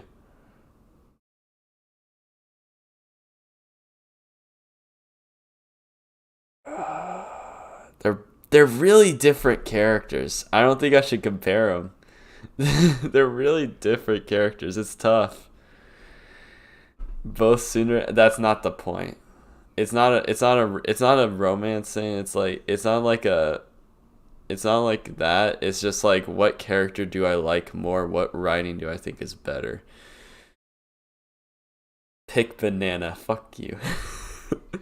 Don't influence this choice. Fuck. Again, it's the choice. It comes down to which hit harder, Lament or Eris Grey, or not Eris, Norn Grey, the chapters.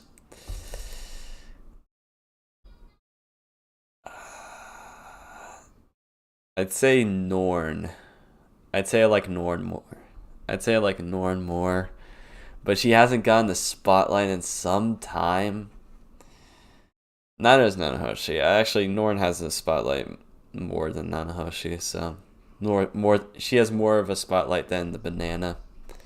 So I'll pass on the banana. She's interesting, yeah. I kind of want you. What do y'all want me to make a video on first? Lament chapter or Norn chapter? Because I'm thinking about making a video on one of those two, but I have no clue what. And it'd probably take me like a long time to make it. Like, I know the meme only took me like 2 days to make, but whatever I like. It's a toss up for me. Lament. It's a toss up for me. I would still watch it. Yeah, I know. You guys are cool. You guys are cool. But I'm just like, it's not about people watching it. It's about like having it in the record, you know, because I don't see many people talk about Norn or Banana that much in terms of like outside of the Reddit. I don't see any videos talking about specific chapters at all, and it's fucking crazy. Like, so I just think like having like a video analyzing like a specific chapter would be nice. And I know I'd get some I get some like some feedback, not so positive feedback, if I ever decided to talk about Eris in like an analytical video when I haven't even read volumes 1 through 6. But I should be fine. Though I yeah, I should be fine if I just cover those chapters. I feel like I'm knowledgeable enough to cover those. I do have volume 5 if I ever want to read that part in that part where Norn meets Rudius for the first time since the teleportation incident, but again, it's fucking long and I don't have the time for that. I'm already wasting enough time making a video and live streaming. So, yeah. If I had to choose one, I'd say probably. Would Lament be easier to make? I don't know. You know, I went through the most romantical volumes. You're fine. The problem is like when you're making a video about web novel material or light novel material, you don't have many pictures to work with. You have very few. I mean, I'm pretty sure you could pull up some Nanahoshi stuff in the manga, but like you have really young Norn from anime. It's very difficult to make a video on that shit. So I don't know what I'm gonna make. Fan art.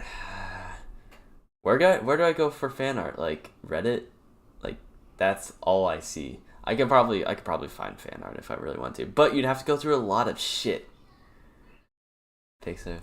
Dude, you have to go through a lot of shit. I'm sure you have to go through a lot of like girl version of Rudius and all that shit in order to get to something you can actually use. But if I don't want to have brain cancer, you know, I don't really want to do that. There's a filter for 18 plus Rs, you can turn it off. Yeah, but I don't want to look at Eris either. Do you have an Eris filter? Do you have an Eris filter that I could just like turn off all mentions of Eris? I'm sure if I look for Nanahoshi or Norn, I won't run into that shit. But still, it is still a strong possibility. And I don't want to take that risk. Because Ariel complained that her feet were sore repeatedly. It's because she is not familiar with walking through the forest. Fortunately, Ariel did not voice any complaints aside from that. Sylphie repeatedly applied healing magic to Ariel's feet, and waited for her to catch her breath. There is no conversation in particular. Concerning the apostles of Hitagame. What made them apostles is the advice given by Hitagame. Luke, apostle of Hitagame. He has gotten some advice. No doubt about it. But it is unclear when he received it, or what the advice was about. Looking at my example, Hitagama did not give me advice often. He came out frequently on occasion, but on average he comes about once a year. If Luke's situation is similar, he would have received advice maybe once or twice. Most likely, Luke received advice just before he came to my place. It's to make me an ally for Ariel. Right. That advice is directly linked to Luke's action. But after this attack, I feel that it is a little different. Perhaps Luke received advice about the notice house. It's a very overused meme, but sure. Like before, he is giving me a threatening attitude, accusing me as the culprit. For example, I'm trying to take over the notice house. Or, no, stupid. If you just think about it a little, you'll know that I don't want that. If I'm really interested in that, I wouldn't live in the Magic City Sharia and I would have been more aggressive towards Ariel. People value things differently. If you value something, you tend to assume it's coveted. And if you're told that someone's aiming for the same thing, you're prone to leave it. If you're Luke, what would you want the most? Perhaps he wants to become the head of the notice house. Although I don't know for sure. This time, Philemon betrayed Ariel. This might or might not be due to the advice of Hitagama. The diary didn't say anything about this. No, Eris was at Philemon's mansion in that world's diary. Eris in Boreas belonged to the first prince's faction. If you think about it, even without Hitagama's intervention, Philemon would have most likely betrayed us. So Philemon isn't an apostle after all. Given his influence and ability, Darius is still the most likely candidate. That's right, Darius. Another apostle. Senior Minister Darius Silvaganius. I wonder what kind of advice he received. At the very least, he would have gotten information such as Ariel is heading to the royal palace. Ariel had said, Darius is supposed to have predicted our return at the time the king became ill. However, our enemy's force is powerful. The North Emperor and a North King. Both should be valuable forces. How would you prepare against an opponent of uncertain strength? In regards to the second prince, I'll discuss that another time. We've reached here through teleportation magic. I don't know how long it takes for information that Ariel is heading to the royal palace to reach the Asura Kingdom from Magic City Sharia. But, the information shouldn't be fast enough to allow Obear and WTAA to ambush us. That explains why Obear came straight for me. Instead of targeting Ariel, he chose me. When I think about it, there is a possibility that Darius's target is not Ariel, but me. Either way is fine. For Hitagami and Darius, Ariel and I are both hurdles. His advice must be something like that. It's easy to understand. The last apostle remains unknown. I'm still pondering about Obear's last sentence. Obear knew that I was in the party. He mentioned that WTAA was brought. Does that mean? No, Darius might have known about it. I can't determine from this attack alone who could be an apostle of Hitagami. It seems the North Emperor knew of my participation, but he might have also heard it from Darius. Either way, Obear's an opponent I have to defeat. Even so, facing Obear's mysterious fighting style, as well as his mastery of a variety of tools, such as oil and tear gas, I'm sure that he still has some tricks up his sleeve. This time he gave off a very dazzling impression, but according to Orsted, he's strong even if it comes down to a regular sword fight. Although I've heard about him, it is a big difference when you're watching it with your own eyes. I wasn't caught off guard covering Fergie's lane. But all it takes is one mistake, one bad choice, and he could have taken me out from behind. I want to take him out for sure next time. Though Orsted said that killing this guy is hard. Even though he stood out so much, he disappeared so easily into the forest. The name of North Emperor isn't just for show. Well, rather than Peacock Sword or North Emperor, he gave off the feeling of a ninja. No, he is a ninja. A ninja in a parallel world. Using oil and tear gas, I wonder if I should try to imitate him. Part 3. Midnight. I contacted Orsted. Darius has been in play ever since the first season. If you remember when Perugius and Aris got trapped in the... Okay. That was Darius's plot. He also helped get the old man Saurus execution. Oh! Ah, he is important. Ah! Oh! Okay. Okay. He seems like a really obvious candidate. That's why I don't think he's actually an apostle. I mean, he's very obvious. I don't think it's him. Same thing with Luke. I don't think either of them. Hitagami wouldn't pick obvious targets. Especially since Rudius just basically got a read of the future, and same with Orsted, but maybe doesn't know about Orsted, but he definitely knows about the diary, so I think he'd have to go a little bit he'd have to go for reaches if he's gonna try to choose apostles that won't get caught. So choosing Luke is a terrible choice. Choosing Darius is fine, but I think for writing purposes I don't think it's him, so I don't know. Since the battle just ended, there was a lot to report about. Was Obear hard to catch? Yes. Doesn't know about the context. Even though you told me how to counter him. No, it is. I still think it's way too obvious. Besides, if Obear is determined to escape, then he cannot be killed. Obear's movements after he decided to withdraw were fast. His pattern was complex, I cannot predict what he will do. But Orsted seems to know most of his patterns. I wasn't able to counter him at all. How am I Well, reading in this that right case, now? Orsted can just kill him if he How wanted to. am No, I, or let's how not am go I in a reading direction this that right relies now? on him so Like, much. Faith alone can't where did solve I get everything. this Leave Aubert to me. ebook I need to do it. sort of version of believe the I can. web novel? Anyways, who is we TAA? Someone might have called him. Perhaps at Hitagami's proposal. Well, what kind of guy he is. Just in case, I should learn about my enemy's war potential. Light and Darkness we TAA. In the North God style faction, he is a disciple of Kalman. Oh, where did you get the ebook? Okay, so this is like this is a web novel. So I kind of like I downloaded like a bunch of EPUB files of all the web novels. That's public domain. This is public domain. The web novels are all public domain, so you can find those really easily. As for getting ebooks of the light novels, just go to Amazon and get the ebooks there. That's how you do it. But if you're broke like me, but I'm still paying for the light novels, so if you're broke and don't want to spend too much money on books, then just go for the web novel, because they're free and you can find them basically anywhere. I'm sure you can easily find EPUB files or PDFs of these web novels. So yeah, Amazon if you want the light novel, and just Google it if you want the web novel. Time. Notice. Perhaps he's Luke's, or maybe Paul's home tutor. No problem. As his name suggests, he is good at blinding his enemies using light from his polished mirrors and armor in the daytime. At night, he inks his entire body using fog and a magic tool that emits black smoke to blend into the darkness. Thus, in the daytime, dirty his armor, during the nighttime, light up the battlefield. I saw a big comment, but it's not popping up in the chat in my chat log right now. I saw it pop up in the video, but sorry, I can't read it. There's no way anyone can become a North King using cheap tricks alone. Still, we don't know who else the enemy has employed. At King rank. No Sword King of course. But how many more Water Kings, Water Emperors, or Sword Emperors might be involved? How many does he need to hire to crush us? No, Darius probably only needs 1 or 2 guards with the Water God there.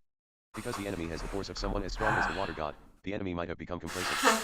Hitagami might have suggested all the additional hires in that case. But it's only advice after all. Since the 3 swords of North God were all present inside Asura Kingdom, the possibility exists that all of them have been hired. 3 swords of North God, who are they? About the counters to them. I mean, as soon as it becomes public that Perugius is friends with Orsted, the sword god is probably down to chop up some people. It's a good sign. In this Hitagami party. can see the future, but because of it, his predictions are not always accurate. If you manipulate multiple apostles, fractures often occur. In short, Hitagami does not give advice with the thought of cooperation. Don't between do the that. apostles. Don't This do that. time, Just read Luke the was web upset about novels. Darius, or there might have been a discrepancy with the advice about Aubert. Hitagami's advice might be accurate in some part, but the rest are full of lies. For Luke, the advices that he was given might have been mostly decorated with convenient lies. Do you think there's a possibility that Hitagami has discarded Luke? There is a great possibility. Luke's fate is weak. Hitagami isn't expecting anything from him as a pawn. Just that, in order to see your action, he was used as a watchdog. However, with me nearby, his monitoring ability is extremely limited. But, since he can only control 3 pawns, doing that seems like such a waste. When he hears that, Orsted makes a frown. For Hitagami, who is omniscient, what he fears most is an invisible opponent. Since he is fulfilling the role of surveillance, there is no need for more. I see. From Hitagami's point of view, the ability he relies on the most is being sealed. Without Luke, he won't even be able to predict the changing future. He would have to weakly tackle us without even any hints. Considering that, he probably won't release Luke. It's also a form of control. It's too complicated, then let's leave it alone for now. Is it safe to leave Luke alone for now? Yes. But be wary. When Hitagami gets reckless/careless, he will make the apostles do excessive things without thinking of their consequences. Yes, that's right, isn't it? For example, when he sent me to attack Orsted. Kill him before he makes a big move. Before I do that, may I talk to Luke? What will you talk about? Whether or not he is in contact with Hitagami and whether or not he received any advice. So as to convince him to not believe the words of Hitagami. Perhaps he will become a double agent for us. I feel like it will be a wasted effort. Luke is suspicious of me. It must be from something Hitagami has said to him. When it comes to trust, I've never really made the effort to get him to trust me. My relationship with Luke is just that. I think he's gonna say like Hito who? I was given permission. Consider the timing. Hito who? Hito what? I might just be looking for trouble, but still. So far, things are going well. Hitagami hasn't made a good move yet. Let's hope it stays that way. Haha. Thus, the regular report was completed. Part 4. I left Orsted's place. The plan is on track. At least I think that's the case. After the fight with Obear in the Red Dragon's upper jaw, the next step is to make Triss our companion. A few things are different from what we expected, but it doesn't affect the plan that much. In that case, I should move forward with confidence. Despite saying that, I'm a bit scared at how smooth things are going. Especially when it comes to Luke, everything might come apart at the seams before I realize it. Though Orsted apparently doesn't think so. Probably because he hasn't personally witnessed the situation. Or maybe he's thinking the issues are somewhat negligible. Or perhaps I'm just overthinking things. What Orsted is thinking, I do not know. He didn't make a move because there are no problems. Although I understand. When you move recklessly, things turn for the worst. It's better to regret doing it, than to regret not doing it. A phrase I've often heard in my previous life. But I might regret no matter what I choose. The status quo is an option as well. I want to make a choice that leaves me with as little regret as possible. As I recall Luke's conversation with Ariel, Luke might have continued his line with just a little push. I will try to bring up the subject when the opportunity arises. I haven't decided on the details of what to talk about yet, and I might be stirring up trouble. However, it might be good to mention the risk caused by Hitagame. Not speaking to him might be good, though. While thinking that, I head back to camp. I report that the surrounding area is safe. The people who were on patrol today were clean, Sylvie and I. My patrol was short, it didn't even take 30 minutes. During those 30 minutes, the silhouettes around the bonfire increased by 1. 3 shadows. Did someone wake up? If there is a monster attack while I'm not here, Ghislaine or Eris might have woken up. But the figure wasn't that big. Though it was larger than the delicate and petite Sylvie. And about the size of an average woman, about the same as Clean. Her back is higher than those two, but she wasn't Eris. Could it be Elmore? Why is she up? When I approached thinking that, one of the silhouettes got up. It's a nice night. Rudia-sama. Behind the campfire stood Ariel. The light from the campfire cast a shadow on her beautiful face. She has a face that made Clean and Sylvie worry. How about we take a little stroll? Ariel said, flashing a fearless smile. Chapter 179, Ariel's Choice. Part 1. Under the moonlight. I am taking a stroll with Ariel in the forest. Just the two of us. Sylvie. I'll be back. I ran out of water, so I'm gonna get some more. I'll be back. I'll be back.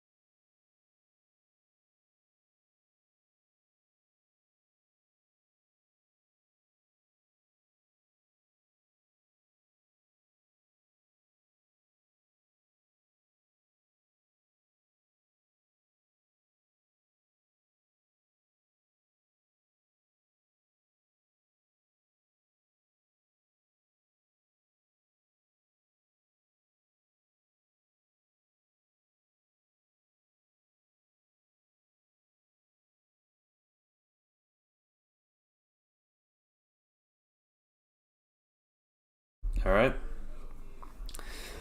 Back to it. 2 servants, and Luke aren't here. Ariel was holding a torch, she led the way. If we go too far, we'll end up going to the place where I just met Orsted a while ago. Rudia-sama, I've been meaning to have a talk in private for a long time now. Clean and Sylvie didn't follow us. Ariel stopped. She says she has something important to tell me, so she has brought me into the forest. A midnight tryst. I wonder what she needs to talk about. It doesn't seem like she's making me into her attendant for going to the toilet. I won't be surprised if you're going to show something to me that you usually didn't show to others, but I don't know why you're taking me along. Ariel and I walked for about 5 minutes away from the campfire. How is she Making doing? sure we were far enough away, she looked back. Rudia-sama, I want to keep the contents of this conversation a secret, that's why I'm doing all this. Ooh, secret. Let's stop the jokes for now. Yeah, Rudy's Ariel can wanted keep to a talk secret about for a sure, serious matter. 100%, yeah. What did you want to discuss? Although I've already expected this, but to be safe, I asked her. Showing a fearless smile, Ariel caressed my chin. Hey, touching is NG. 1. Well, we can take our time since the night is still long. Even if the night is long, the time for us to sleep is short. Don't be that way, I just want to be able to talk to you freely, Rudia-sama. After she says that, Ariel let go and sat down by the nearest tree root. For the time being, I should fully activate my demon. That was him. Was that Auber? That was Auburn. Him. That weird, that random guy. That was him? Yeah, that's what I thought. I doubt that. Yeah. That doesn't It's make not that I'm any wary of sense. He Ariel. got fucking It's just in obliterated, case of so something were to no. happen to Ariel. That reminds me, about Sylvie and Arisama. They get along surprisingly well. Is this what we're going to talk about? No, it's just a conversation starter. Well, originally I thought they would be quarreling a lot, but it seems to me that they're getting along really well. To be honest, I always wondered if taking Eris as a wife might lead to conflict and chaos in my family. I was wondering if Roxy and Sylvie ought to be quarreling more. But you shouldn't quarrel with family. The other day, while Rudia-sama was out patrolling, I met those two and talked about this and that. Such as, she said, That makes you'll be sense. fine if you leave it to Rudius. For Eris-sama, staying silent and hearing all you say is important. Rudy also make mistakes, and, I'm no good unless I'm following Sylvie's guidance. Being relied on is nice, but honestly Eris, you really are overestimating me too much. It's nice of you that you're trying to help me behind Sylvie's back. I think those two are still anxious about me becoming Orsted's underling. Without making a complaint or disagreement, you two are willing to follow me. Those two are exact opposites. Eris-sama will fight and stand in front of Rudia-sama. Sylvie will support Rudia-sama from the back. Doing all they can to cover for me, I can only offer them my gratitude. My love and gratitude for those two. It's something that I won't forget even until my death. What's interesting is seeing Sylvie scold Eris-sama like a little sister that has done something wrong. A bad little sister. Yes.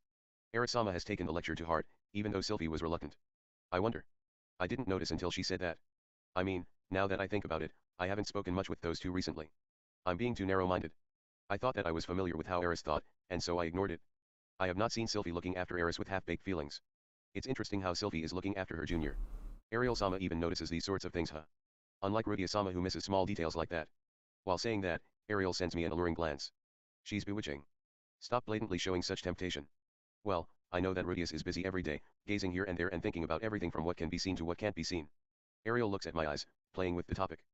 Perhaps this is what she wanted to talk about? One thing I would like to ask Rudia-sama, what do you think about Luke? Luke. What do I think about Luke? So it's not about Orsted.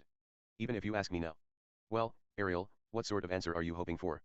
Rudia-sama, your bad habit is showing. What? Answer me honestly. I'm a master at the art of conversation. Such a skill is a staple for someone in my position. Habit.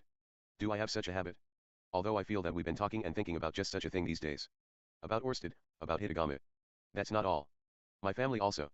I think that Luke is betraying us. And suddenly, Ariel decisively said it. Luke's betrayal. Oh, that keyword. Although I haven't said it to Sylvie and the others. I bet. But, that's a little shocking. I thought that Ariel-sama trusted Luke. I was wondering about that, about Ariel's trust in Luke's loyalty. Sylvie, just like Luke, will not betray Ariel. The two attendants as well. I do. There is no reason for Luke to betray me. If he wanted to betray me, he would have done so a long time ago. Luke would have been able to take my life during my sleep whenever he wanted. Then, why? Even someone as loyal as Luke would betray me if he were forced into a situation where he had no choice but to do so. Like for example. Since he cares deeply about his family, maybe his family was taken hostage? Ariel said so quietly. Family taken hostage? I see. If you're convinced, even without knowing about the existence of Hitagami, the words and actions of Luke can be explained. Darius taking Luke's family hostage, and forcing him to betray Ariel. On top of that, with Nota soldiers attacking Ariel, the promise was broken. If you look at it that way, it all makes sense. But Luke has remained eerily silent. Does it appears to Ariel that he's troubled about whether to return to Ariel's side or stay on Darius's side? That's why I want to hear your opinion. What do you think? I'm asking Rudia-sama since he has recently offered his help to me. Also, it's possible that Ariel also suspected me. Because of Luke, suspicion against me has grown. By those words, she assumed that I'm teamed up with Luke. Is discussing a matter like this alright? In a place like this? I could turn out to be a traitor and take your life here and now, Ariel-sama. It will be a shame if that were the case. After all, it would mean that I lack the eyes to discern a person's true nature. I'll accept my death obediently. Maybe I should test that courage. No, that won't be good, it's not as if I got betrayed. It's easy to enumerate the reasons that I will not betray her. I don't think Luke is betraying you. It's just that he is being manipulated. By who? Her question is not easy to answer. I wonder how would she respond if she hears Hitagami's name. It's easier to just reveal the truth, but... Wait, looking at this conversation, perhaps Ariel is actually an apostle of Hitagami. Although Orsted said that was impossible. Calm down. Yeah, The advantages and disadvantages of she informing Ariel. shouldn't be. Let's consider them all. First of all. Though I'm asking you that, it's probably difficult for Rudia-sama to answer. If there was an easy answer, you'd have given it a long time ago. Ariel's following words stopped my train of thoughts. So, could you introduce me? Ariel was laughing. In the dark, I see a friendly smile. To the person that Rudia-sama occasionally contacts. Orsted-sama. What? That.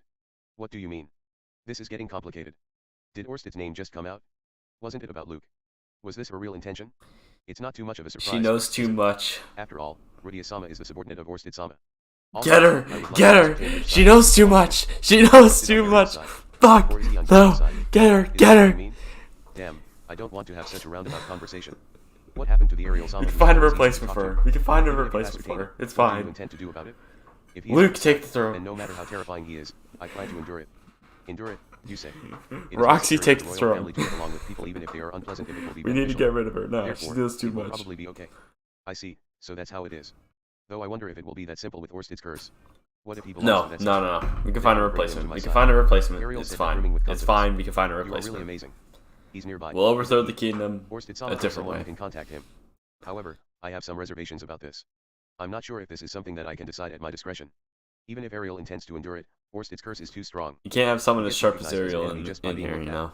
If she says Someone as she'll endure it, manipulative but as then when she Ariel. actually meets No. him, the So result is for that the queen, Ariel sees him as an yes, enemy. It would yes, be I too like painful that. to watch. I like that. That said, if I refuse, Now that refusing sounds might seem like a I'm good declaring that I plan. have something to feel guilty about. At the Abandon, very least, abandon Orsted's going to ship, interfere with Ariel's abandon path to the ship. crown. We're putting Sylphie It's in Hitagami that would like to as disrupt queen. Ariel's path, and we would like to interfere with Hitagami. It will be difficult to explain. Don't worry about it. A voice came from behind me. Looking back quickly, he stood there. A silver-haired, Oh golden-eyed demon. yes. I mean Orsted. Hello. Ariel and Asura. If you wish to speak to me, then I Boss. won't reject it. Orsted's sharp glance silenced Ariel. Facing his eyes as if she had received a shock, Ariel's leg trembled and she starts leaking. Oh. Oh. As if her nightmares had been materialized, her face distorts in fear. With a reaction like that, I'll probably be labeled a traitor. Eh. As I was thinking that, Ariel's expression changed to one of Hey ecstasy. boss, I think Ariel Looking like pissed she was herself. feeling good. I thought, seems like she's going to be fine. Part 2. After a while, Ariel recovered. Now, as if putting on airs, she's wearing a normal expression. I washed her dirty pants and panties with water magic and dried them with my original magic dry steaming, a melded magic of fire and wind. No. In exchange for the rapid drying, the fabric gets damaged. Aisha gets angry if I use it, thus it is designated as a forbidden technique in my home. There's no choice, it can be said that this time is an emergency. Even so, although I intended to live a relatively long life, I never thought that there would come a day where I get to wash the princess's panties. As expected of a princess, even her panties are made of this world's high-quality silk. While I am washing her panties, Ariel is wearing my robe that I gave her. Length is a Ariel is wearing the dry trousers and pants. While wearing the robe that has touched the naked nether regions of a princess, She I has get excited gone over the sweet smell crazy. that floats in the air. Maybe because I haven't done any. I was right to in the put past few Ariel days, in the my fucking gauge has thumbnail. accumulated a bit. I'll expend it later. Since Eris and Sylvie are nearby, I'll hold back for now. Orsted watches me suspiciously while I was busy thinking this. I apologize, Orsted-sama, for I have shown you such an unsightly appearance. No, it's all right. After things settled down, She Ariel said spoke that? to What the Orsted. fuck? Her face is slightly pale, but it doesn't show her fear of Orsted. Please don't show such a scary face. It's my normal face. Oh, this must be the effect of the curse. That is right. Even so, I wonder why Orsted came out. Never mind that. It is the boss's decision.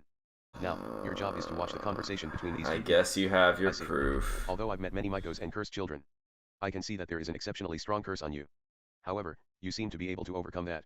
You Being have able your to negotiate proof. diplomatically under any circumstance is the forte of the Asura royal family. Though, deep down you don't trust me. You have your Yes, proof. therefore I hope for the opportunity to be able to talk to you. Conversation, such as mutual It's text analysis. official. Now, It's it's my turn to official. feel Don't. No, being a No, good audience it's is fine. fine.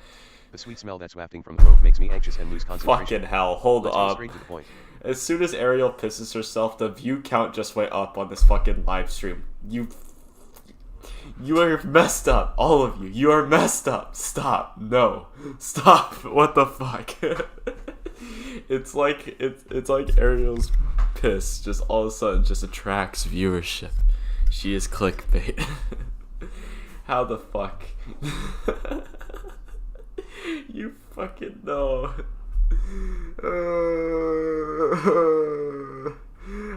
Did I start it? Did I start it?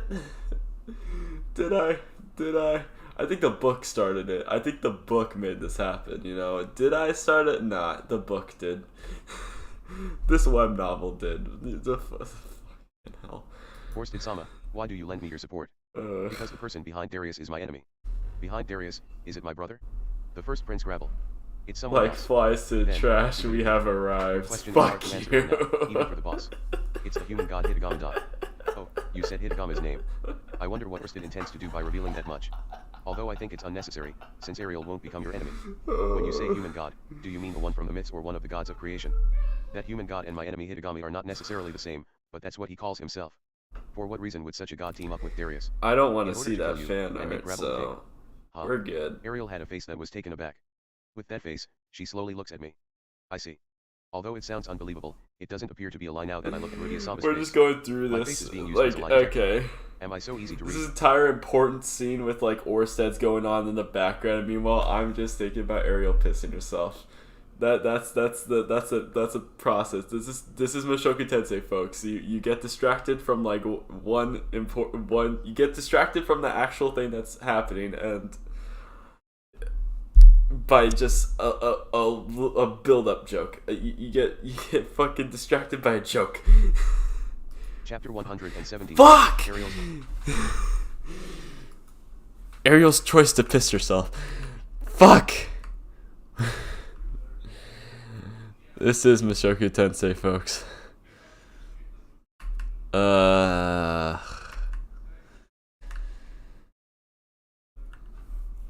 We'll start here. I wasn't paying attention anyway.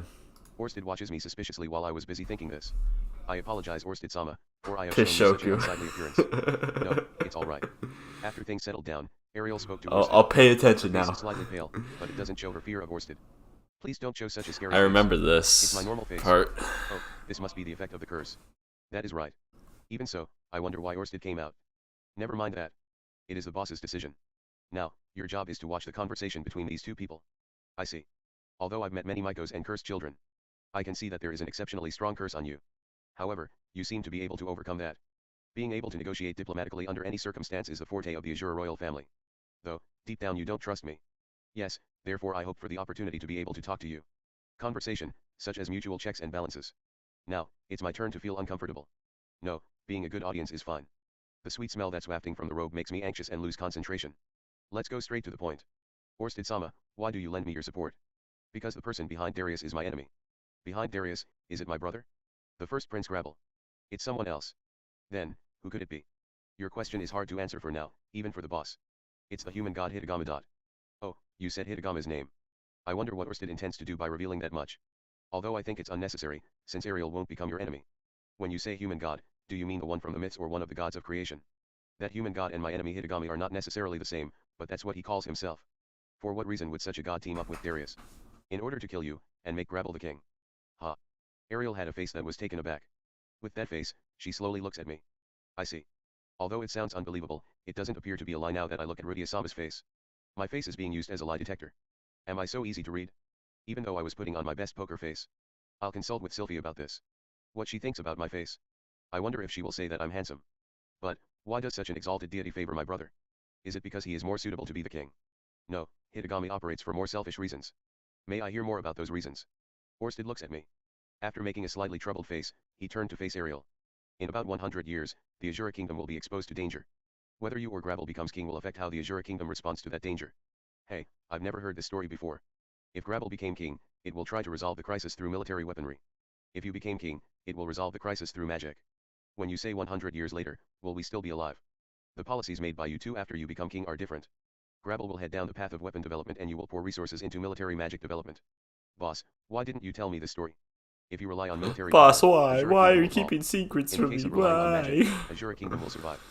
Hitagami wants the Asura Kingdom to perish. Perhaps, Orsted is lying? And made up a story that is convenient for Ariel. But, if Ariel tries to check the truth by looking at my face, won't the lie be exposed? Why does Hitagami want the Asura Kingdom to perish? Because the person who will defeat him is born in the Asura Kingdom. Then those people are obstacles to him. That's right. Ariel looks convinced. Then, Orsted-sama needs that person. That's right. Ariel places her chin on her hand and strikes a thinking pose. She peers at me with a somewhat troubled face. Stop. Don't look at me.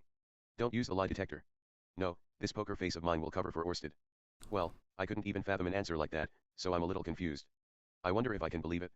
It seems she thinks it's lie. Damn it. There is no need to believe me, though I'll tell you what you want to know. What I want to know, you said. While Orsted said that patronizingly, Ariel seemed surprised. Luke noticed Guerrero did not betray you. However, he is being manipulated by Hitagami. From Ariel's face, her smile disappeared. The smile that had been stuck as the default expression has disappeared. He is being manipulated. He was told by Hitagami, it's for Ariel's sake, and went down the wrong path. Luke is a wise man despite how he looks, do you think he'd be deceived that easily? When people are given beneficial information by someone, they will trust that person easily. Although Orsted has not given any beneficial information to me. Well, that and believing it are different things. It's a sudden and unbelievable story, but... Rudia-sama, what do you think? I was suddenly shaken. I think it's a good play. Orsted is telling such crazy lies. If I can't back those up with a satisfactory answer, then she will see through the lie on the spot. However, to this question, I answered. I was manipulated by Hitagami for a long time. That guy appeared in my dreams and gave me advice many times which yielded immediate results. Thanks to that, I obtained many things. As for Hitagami, in the very end, it was all a strategic move to betray me at the last moment. I acted in accordance with the advice of that guy, and believed him. Then, I was betrayed. In the end, I was forced to fight Orsted-sama last time. I believe that Luke's situation is similar. As a matter of fact, I'm surprised at my own speech. Listening to that, the smile on Ariel's face disappeared, and Ariel turns to face Orsted. Her mouth is opening repeatedly, while she shook her head to and fro. Once again, she looked up after she decided on what to say. I think. That means. Luke is not on Darius' side, right? Yes, although he's been made to cooperate unwittingly. Luke himself isn't conscious about it. Putting aside everything else, what Ariel wanted to hear about the most was Luke. From the authenticity of Orsted's words. I am relieved to hear that. Do you believe me? If it were any other situation, I would not believe it. Though, there are things that made me convinced. Rudia-sama frequently takes glances at Luke. I was taking that many glances at him. Although everything feels too convenient. You might be deceiving me, but I will try to believe it. Ariel replied while looking towards me. Orsted aside, I wonder if she's believing it because of me. It's good news, but it's complicated. So, are there others that are Hitagami's apostles? Darius is a candidate. That's probably for the best. What the Anyone fuck? else? There is a high possibility that What? either the North Emperor Obear or the water god Riadad is an apostle. The apostles, there are only 3. Yes, no more than that. I see. Ariel nodded. Dude, In other words, Jason, Rudia-sama what the and fuck? Orsted-sama. The reason that you fight the apostles is so you can stop Hitagami's plans. Yes. You learned Jeez, fast. bro. There's a reason why I take pride in being an understanding person. Although Ariel says that Dude, I don't she didn't fucking smile. know. Ever since I earlier, really her don't facial fucking expression has know. been They were steady. watching Critical So, Role Orsted last Sama, time I went I have a back over proposal. there. What? Since our purposes are And aligned, like I some think I will also follow the instructions slice of Orsted life Sama. anime as Even if well. you have that I don't intention, know. those around you won't listen. It's all well and good if the others don't know about this. Even if I sold my soul to the devil, I it's believe impossible to the complain if no one knew. anime was My Orsted Senpai's just looked a Annoying little or down something when she like called that. him a devil. I will do anything to win. The stronger the allies, the better. Didn't you consider the possibility that I lied and would betray you at the last moment? I'm not stupid enough to miss a chance because of fear of risks. Ariel-sama, what you're saying is cool, but you probably actually feel like you're swearing allegiance to the great devil king of evil. When I was also kneeling to Orsted, Must I be had an the same feeling. OnlyFans stream in the However, other room. the Yeah, Orsted Corporation is a good maybe. I company with don't great fucking benefits. know. Just because an evil-looking guy is the CEO, doesn't mean his treatment towards his employees is necessarily bad. For now though, Orsted-sama, I want you to leave Luke to me. You should dedicate yourself to fighting against the apostles of Hitagami with Rudia-sama, and I will focus my efforts on gaining the support of nobles and Luke. If we do this, the burden each person carries is also reduced, so it's the most efficient thing to do.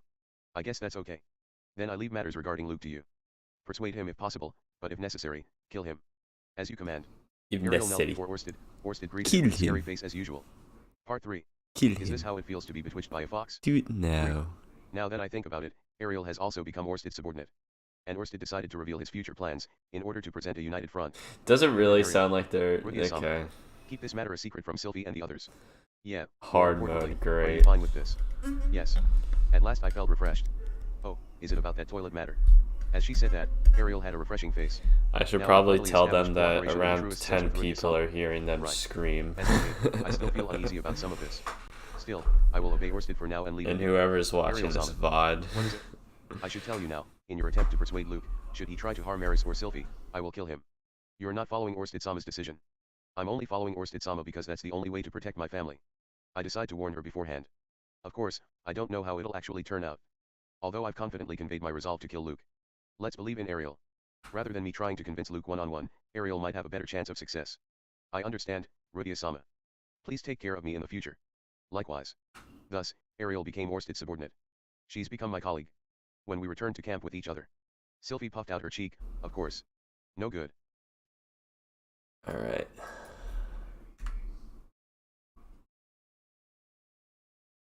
Triss, question mark? Triss, question mark? Triss? I'll be back.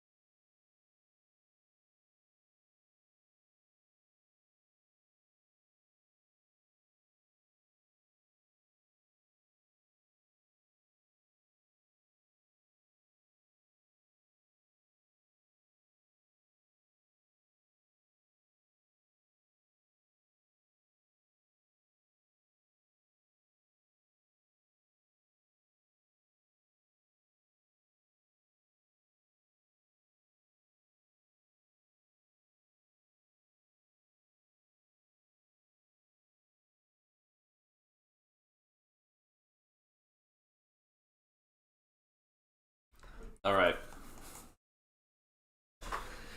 They are watching a Critical Role animation that just came out. And I have golden Oreos. My favorite snack. My favorite snack. Hello.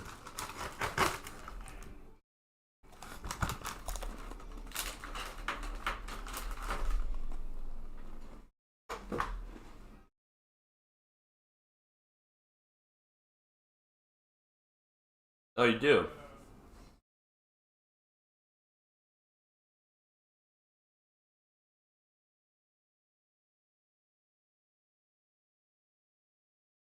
Well, it's not like I can pull it up right now without finding spoilers, but let me see if I can find it. I'll try to find it without finding spoilers. Hold up.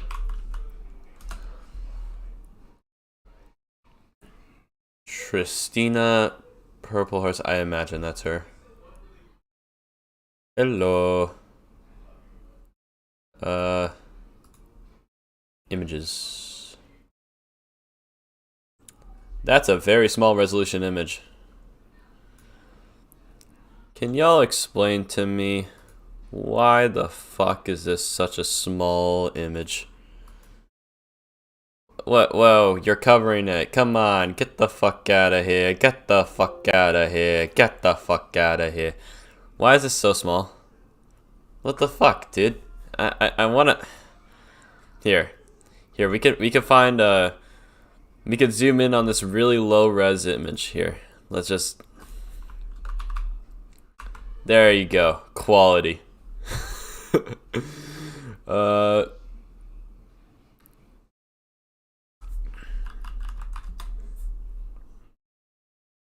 Well, that doesn't help.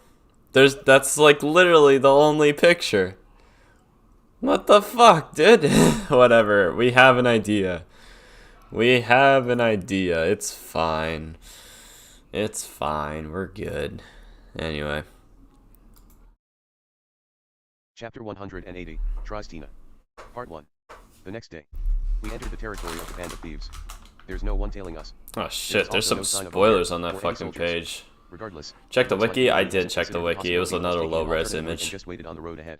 Usually, Hitagami would have foreseen such an outcome. However, it was colored but low-res. The crested armlet engraved by the dragon god. Thanks to it, I was hoping to find more choices, but in other words, by taking a different route we will be outside of Hitagami's prediction. Hopefully. It may be possible to predict Hitagami's moves by memorizing the contents of the diary. But from Orsted's tone, that's probably not a good idea. I might inaccurately recall the diary's content as well. While I'm in deep thought, the wind suddenly changed. Stop.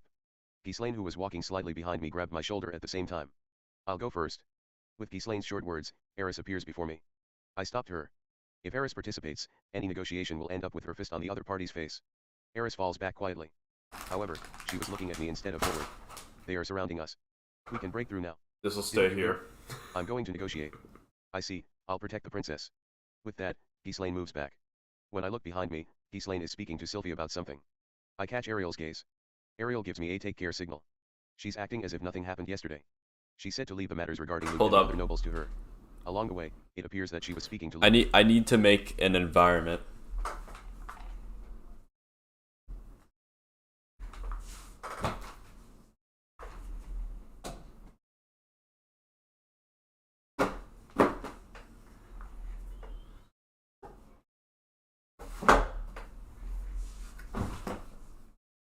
There you go.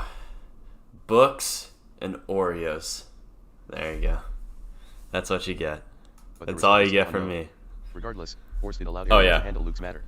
I just need to follow his word. Kobe. With that assumption, I consider negotiating taking the initiative to achieve victory. Starting from self-introduction. Shit. That's what... let me get that shit. No. Volume 5. How did I disrespect you? All you Eris fans must be livid right now. That's my one book from volumes 1 through fucking... that's my one book from volumes 1 through 6, and I fucking ruined it. There you go. Eris is fucking mad.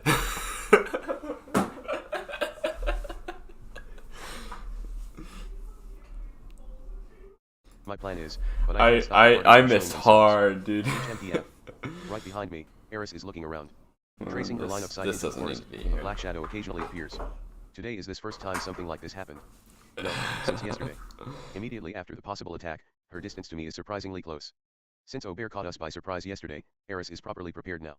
After a little while, Eris stopped scanning the surroundings. Apparently, we've been surrounded. There's about 5 people, at least. Be careful. Eris tells us in a low voice. When did you learn searching skills like that? As I was thinking that, pushing his way through the bushes, a man showed up. At the same time, from the shadow of the surroundings, from the top of the trees, figures appeared one after another. 1, 5, 10. Hey, Eris-san, there are 20 people. 5 people? That is a bit too sloppy, you know? The man in the front. A bearded man wearing the best fur. Armed with machetes on the waist, holding an unlit torch in one hand. He appears to be the leader. He looks like a bandit from every angle. To be heard in this place, that person raised his voice. What's returned by the echo? Orsted informed me of the password. The rabbit seller isn't bright. The bandit's phrase means, state your business. Smuggling, we have some business with a member in the band of thieves. That was our reply. For slave trades the answer would be, fox raises a child. If you're searching for someone, your cat. If you wanted to assassinate someone crossing the red dragon's beard, waking up the bear. It feels like it is subdivided. And wandering in without knowing this code, Oh, I didn't entered notice that territory. fucking shit. In response to my She's reply, so Mr. Bandit dumb, made I a quizzical look. swear. Tina throws. Strut pattern acorn. It was the code for tries. Hearing that, the bandit makes a quizzical expression. Then shrugged as if to say oh well, then raised one hand. The shadows of the people surrounding us suddenly disappeared. Follow me. The bandit told us that and ignited the torch. When I gave the OK signal to the back, I could see Ariel relax. Before I turned around and continued, Eris was looking at me with wide eyes. Somehow, she looked excited. As expected of Perugius. I'm wondering if that exchange just now is really that amazing. Met. Let's go. Okay. We followed the bandit into the forest. Part 2. We were brought before a single hut built within the forest. There was a stable outside, a storehouse and bedrooms inside. 3 bunk beds were lined up in the bedroom. The damp sheets and blankets are likely infested with insects, but a bed is a bed. Could this be the feeling of a lumberjack's hut? Mr. Bandit. I don't know his name since I didn't ask, but I gave him some money. I will bring Thrush here before dawn tomorrow. In the meantime, you can stay here. He reported that and left. He'll head back to headquarters, and bring tries for us. No questions asked. In this place, he doesn't pry into a customer's business. Only if you pay a premium, though. I set down our luggage for the time being, and explained in detail our plan for the future. Such as crossing the border at dawn, and asking for It's assistance not a from good whoever is way. coming It's here. not a good Tonight, we'll path stay to here. follow. We Just can only pray saying. that Darius doesn't catch wind of this before dawn. Said Luke with a hint of sarcasm. About that, I also want to pray. It's only a gut feeling since everything is going too well, but I have a feeling that everything is going to turn bad at any moment. Regardless, it's just a gut feeling after all. Having our dreams collapse and becoming playthings for the thieves, is it? Rudia-sama. If that happens, please spare Clean and Elmore, okay? Ariel said jokingly. Since she knew what's going to happen from now on, I guess. Oh, hey, Clean and Elmore are glaring at me. Please stop it, it was just a joke. It seems that for now I can sleep in a place with a roof tonight. Crossing the border tomorrow with a new route is going to be harsh, let's get some rest tonight. At Ariel's words, everyone started to move. Ariel's face is dark with the color of fatigue. She is not accustomed to walking through the forest. I thought it would be the same for the 2 servants, but they seem to be energetic. The 2 are massaging Ariel's feet now. It seems like the servants have been training for 7 years just for this time. Luke is beside the window looking out of the hut vigilantly. Occasionally, he would send a sharp glance towards me. Is he still suspecting me? Maybe that fellow got tipped off by Hitagame, about who the enemies are. Though, rather than Luke's, it would be Hitagame's enemies. Regardless, it's been decided that Ariel will handle this matter. Let's look forward to her skills for now. Ghislaine is standing in the corner, in a position overlooking the whole room. As usual. I gave her a glance, she returns with a nod. Maybe, there is no meaning to this assent. Sylvie went into the bedroom and started cleaning. Although I'm okay with it, I wonder if we're going to sleep in that sheet and blanket. No, I have brought spare cloth, so I'll just use the bed only. Behind me, Eris is maintaining her sword. Giving a satisfied smile as she polishes her sword. With the sword giving off an eerie glow, Eris looks like a downright dangerous guy. Well, it means she's reliable. Although I wanted to get in touch with Orsted now. I'm not stupid enough to come out and say I'm going out for a bit. For now, let's just check our equipment. Part 3. Has it been 2 hours? Outside, the rain has started to fall. It is not a downpour like the rainy seasons of the Great Forest, but the sound of large droplets of rain hitting the ceiling of the cabin can be heard. Ariel fell asleep. Using the bed that was prepared by Sylvie, her sleeping breath is soon heard. Elmore is also turning in, while Luke was stationed as gatekeeper at the front door. 3 people, Clean, Eris, and Sylvie, are talking about something in a low voice. From the way Clean and Sylvie occasionally laugh, the subject is probably not serious. Relaxing is important since they can't be on edge all the time. Ghislaine didn't move from her earlier position. She isn't standing anymore, but sitting near the entrance, with her eyes closed. I don't think she is sleeping. There is no conversation. I finished inspecting my equipment, so I have some free time. I should do something with this free time. As I was thinking that, Ghislaine's ears twitched. Someone is coming. In response, Eris rises. Two people had their hand at their sword. The room froze. A little time after that, there was a knock at the door. Loud pounding. Ghislaine winks at me. I return with a nod. Ghislaine opened the door. Then a person came in. It was a woman covered with a hood. She was dressed in rain gear made with demon leather. Even covered with her rain gear, it was apparent that she has a curvy figure. Geez, open it quickly, stupid. While cursing, the woman takes off her rain gear. Light brown hair, which isn't rare in Asura Kingdom. Clothes that covered her huge chest, which is rare in Asura Kingdom. Great breasts. I wonder if they're bigger than Eris. Then, who is the one that has business with me? Overlooking the room, the woman said in a loud voice. Please don't tell me it's something dumb like replacing a prostitute. Now state your business quickly. I'm busy, you know. A loud, intimidating and frustrated voice is heard inside the whole cabin. Eris frowned and Clean sent a reproachful gaze. Before she could say anything, Sylvie spoke first. I'm sorry, but there is someone sleeping in the back, so let's keep it down. Huh. As soon as she heard that, the woman's mood soured. Who would want to talk quietly after being called in this rain? Are you trying to make fun of me? Just so you know, this Triss is an impatient person. This woman should be Triss. Her impression is a little different from the diary. I had expected her to be a more quiet person. However, suddenly I feel annoyed. She seems to have respected me a fair bit in the diary, but only because I stole the sacred writings from the Milis sect. To the current me, I have nothing in common with Triss. However, in regards to that problem, Orsted has already made arrangements. TCH, what's with that? Don't screw me with. I'm in a bad mood. I lost at dice and Donovan let it get to his head. I got spit on me from that woman who recently became a slave. I got called during a rainy day and got sopping wet. If you don't tell me your business, I'm returning, you know. Because today's a bad day. Next time I'm going to make it a day where I'm in a good mood. Except for the call, the rest of her complaints had nothing to do with us. But, letting her vent her anger now is the first priority. While I was trying to calm her down, Luke suddenly comes in from the front. He took Triss's hand, and wipes the water that was flowing on her forehead with a handkerchief. I apologize for calling you suddenly, Miss Triss. Please, calm down first. And could you give us some of your valuable time and listen to our story? Gesture and speech that was filled with affectation. Triss got her hand taken, opening and closing her mouth. She blushes instantly, but her eyes are downcast. Well, if you put it that way. I will at least hear you out. Super effective. This is amazing. Is this the power of popular guys? Luke looked back, he sends a wink to me. As if to say, now it's your turn. As Luke makes his exit, Triss immediately stops and greets him. Oh, before that, I haven't heard your name yet. It's Luke. Luke doesn't say his family name. After stating his name, he moved to the back. No. Hearing that name, I see Triss wearing a quizzical look. Its a face says that she's heard that name from somewhere. Alright, now it's my turn. Nice to meet you, Triss-san. I greet her with my best smile. Who are you? Then, Triss's quizzical face changed into an overly unpleasant face. It's a look that's full of suspicion. It looks like my smile isn't very effective. From now on, I must practice my smile in my spare time. So I can ask for favors. Aisha is very adept at this. Okay, I'll go with that. My name is Rudius. Lowering my head while saying so. Triss raised her eyebrow, looking all over my body. Rudius, where have I heard that? Oh. In the middle of her thought, it seems she remembered something. Both eyebrows went up, her look changed to one of surprise. Quagmire. Mew, I'm more famous using that name. The worst and the cruelest magician in Sharia, why are you in a place like this? The worst and cruelest? What kind of rumor has been spreading about me? And, when I thought of that. Click. A sound rang. When she heard the sound, Triss tightened her mouth. I feel something itching around my back. A click, click rhythmic sound is heard. Looking at my field of view, Eris is the one that is making that sound. She is hitting her sword handle with her finger. To issue a warning by the sound. To show her irritation by the sound. Like a rattlesnake, whose territory has been invaded. When I hear that sound, chills run down my body for some reason. From head to toe, I tremble in fear. Ah, my bad. And, the one that's shivering is not just me. Triss's small shoulders are also shaking a bit. I didn't mean to pry into your business. Rather than a word with me, it was more like an excuse to Eris. With one snort, Eris stopped tapping her sword handle. What was that about? When you're in this business, information is everything. Knowing the name and appearance of a dangerous person. I'm not as dangerous as it sounds. Oh, that much is clear.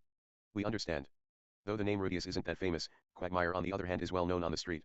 The woman over there is also known as Mad Sword King. The beast woman over there, isn't she Black Wolf? Is that right? Well, that's right. If she was by herself, those words might have been careless. Even so, she knew about Eris. Don't tell me that you're also Hitagame's apostle? No, that's unlikely. While she knows the information about Quagmire, she didn't know about my name Rudius. The information about Mad Sword King, Eris, Black Wolf, Ghislaine, and Quagmire, Rudius, is already widespread.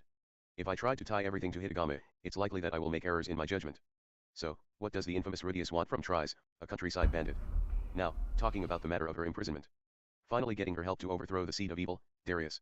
Though, if I suddenly open with such a topic, she will reject it immediately. So, it is not like I can say you're Triss Tina Purple Horse, a true Asura noble. And go straight to the point from there. My opponent is one of the most powerful nobles in Asura. If I talked about straight facts, I won't have a chance for victory. Because of that, we have to take things one step at a time. First of all, we have to get along first. Then, during our travels, I will drop hints regarding the path to victory. Then, when the time is right, I'll say something like, I wish to put an end to the noble that enslaved you, I want to overthrow Darius. That will be my plan. If she refuses after such a thought-out plan, then I will have to employ more forceful methods. Alright. Your lady Triss Tina Purple Horse, right? A voice was heard from behind me. My plan was crushed. Looking back slowly, a beautiful blonde stood there. Ariel. She just got up, so her hair is more frayed than usual. But, her voice is as charismatic as always. Looking at her, Triss's eyes was wide open. Why do you know that name? Well, it's Triss Tina after all. Hey, have you forgotten? Didn't we meet at my 5-year-old birthday? While I wondering about what I should do, Ariel took the initiative from me. I sent her a wink. And entrusted to her. Oh. Ariel-sama. Facing her, Triss is looking at Ariel with a look of surprise. Perhaps she was checking her memory, looking at Ariel intently. Thinking if she looked familiar, her surprised expression remained. Why is Ariel-sama at a place like this? While her legs are trembling, Triss immediately kneels down in place. I move away and Ariel stood in front of her. I came back in response to the information that father was sick, but apparently my brother didn't welcome my return very much. While smiling in self-ridicule, Ariel replied. I wonder if it's alright to say things like that. While guys like me are hard to believe. But being truthful will often gain another's trust. Oh, I see. So in an attempt to cross the border safely, you're making contact with us. Triss nodded as she felt convinced. Maybe she heard about the information about our ambush in the forest. Why is Triss Tina in a place like this? I had heard that you were missing. That was. At that question, Triss was troubled. But she resolved herself, and opened her mouth. To tell you the truth. Part 4. After that, the story advanced by leaps and bounds. I am not needed after all. As if in confession, Triss revealed most of her life up to that point to Ariel. Kidnapped at an early age. She lived as Darius' sex slave. Then sold to bandits. And then lived as the thief's boss's woman for a while. She began training as a thief at the whim of the boss. Became a free woman when the boss changed, and that leads to now. There were some colorful passages in her story, but Triss without laughing nor crying finished her story indifferently. Ariel shed her tears at the tragedy of Triss's life. They were sincere tears from her heart. Ariel promised in tears, although I may not understand your suffering, I will bestow upon the one that made your life hell a befitting punishment. And she then asks Triss, I want you to testify against Darius about being his sex slave. What a convincing performance. Triss did not understand immediately. The Asura Kingdom is powerful, and Darius is a cunning man, which is why Ariel's victory is not guaranteed. In contrast, Ariel thought otherwise. She is convinced that by using Perugius' name, Sylphie, Eris, Heslane, and she would be able to topple Darius, and take the throne. Triss was at a loss. She needed time to think, 1 hour. After a long silence, in the end, she nodded her head. Then she swore to God that she will send Ariel to the capital safely, and help us get revenge against Darius. Triss became Ariel's companion. I did not do anything. Skillfully weaving her words, Ariel made Triss into her companion beautifully. Of course, it was Orsted who during our meeting suggested bringing Triss to our side. But in that retrospect, it wasn't discussed in detail. My roundabout plan turned out to be completely unnecessary. Should I say as expected of Ariel? True to her word, she dealt with the noble on her own. Well then, I should also concentrate on my work. From tomorrow, the journey begins. Chapter 181, along... That was a good chapter. Now that's a character I can get behind.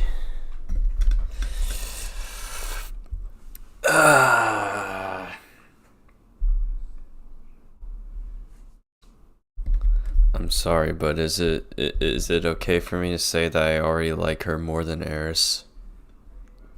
I'm sorry. Is it okay for me to say that? Is it okay for me to say that? You think Eris can count to 10? That's not okay.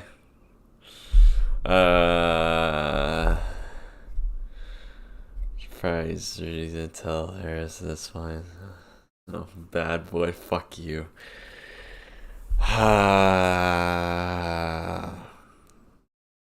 Nah. Yeah, she's not as good as Eris, but she did leave a good first impression. There you go. I'm not gonna lie. Although Eris is a shit waifu, it's still alright. What a rebellious kid. I'm not gonna lie, Triss left a good first impression. That was a really good chapter, by the way. I really like that. Uh, she is of the sassy type, but it's not in an annoying way. What the fuck? Uh,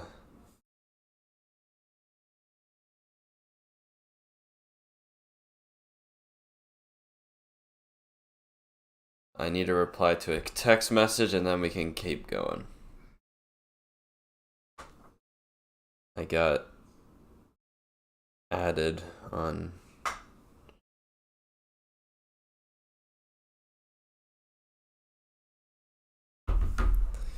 Alright, let's continue. The way. Part 1. Next morning. After finishing preparations, we left the hut. The morning sun has yet to rise. The forest looks dark, quiet, and thin. Well then, follow me. With Triss leading us, we proceed deeper into the forest. As the sun is not out yet, it was hard to tell where we were headed. Looking at the inclined ground, it seems we are moving towards the mountain. Without any chatter from anyone, we moved quietly. I think we're already pretty deep in the forest, too deep to be followed.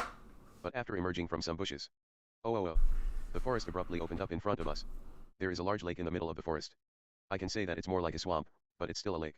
The half-moon-shaped lake, flanked by a tall cliff and the tall forest behind us, had a clear blue color. There is no waterfall nor river. I wonder if it's fed from spring water. This area isn't charted on the map yet. This is a position that can't be seen from far away. You guys wouldn't have managed to come here without our map. Triss said as she explained this to us. We walk along the lake shore, heading towards the cliff.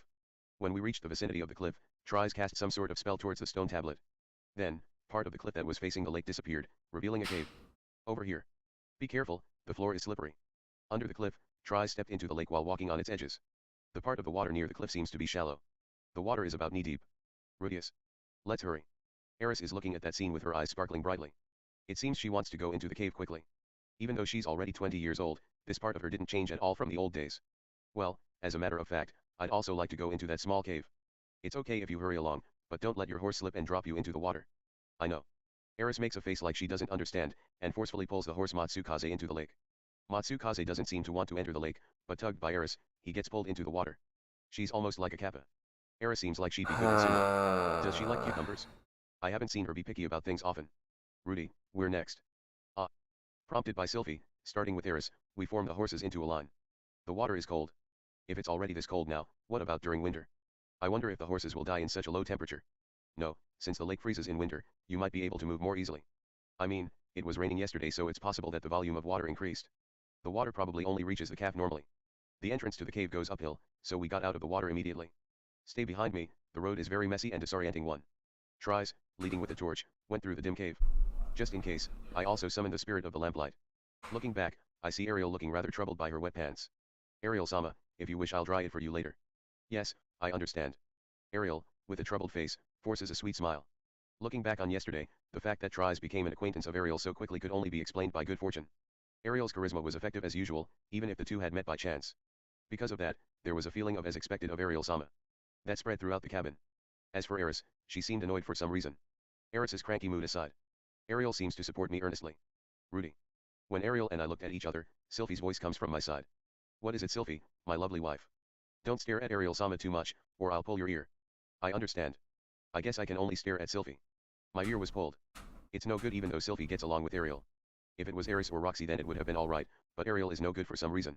Let's just say the situation is similar to that with Nanahoshi. Looks like she thinks I might cheat again. In retaliation, oh my gosh. Beautifully tiled. It appears man-made. It will turn into a complicated maze. Sylphie's got a hawk's eye, dude. Magic beasts do not appear often, but be careful as sometimes they may come from behind. If you see a light in the distance, absolutely don't go towards it. That's because the territory outside belongs to the red dragons. We move on after listening to Triss's various warnings. The cave has a ceiling that is very wide and high. Triss says it has tortuous paths, with many branching roads. However, it's not a labyrinth, just a man-made tunnel. Somehow, it's incredible. Sylphie said suddenly. Rudy, is this not a labyrinth? What? Oh, yeah. This is not a labyrinth. Such a big tunnel, how was it made, do you know? Asked by Sylphie, I was puzzled. Is a Well, from what I heard, the red dragons began to live in this mountain around 400 years ago. ago. Don't, Daddy, you can't cheat on Sylphie, that's impossible. The red dragons were the dwarf race. Oh, is that so? This tunnel is quite old Oh now. wait, he Sylvie did. and I walk in the cave while holding a conversation between us. In the front, I Eris is looking forgot curiously he down a did stranger. with Roxy. I'm a fucking dumbass. I'm a fucking dumbass. I forgot. Shit. Why? Why did it have to come to this? Passage, before getting pulled forward by Dee's lane. Just for the worst case, we stayed overnight in a place with roof, mind might loosen a little. Come to think of it, Rudy. What? No, it's nothing. After Sylvie said that, she glanced back. While slightly apart, Ariel is right behind us. The party must not fall into disorder. I guess it's better not to widen the distance from each other so much. Demons seem to be few and far in between, but getting lost in this place is definitely no laughing matter. Part 3. Also in We Turning passed Point through the 4, cave. but that hasn't Looking at the actually position of the sun, happened. it's just barely around noon. Counting from the time we departed, about 8 hours have passed. Like the entrance, the exit is also hidden by magic. Speaking of I which, don't we're count still in the that, middle of the alright? forest. I don't count Triss that. says, That the ain't the time for same, smuggling entering the border is Perugius. from morning to evening.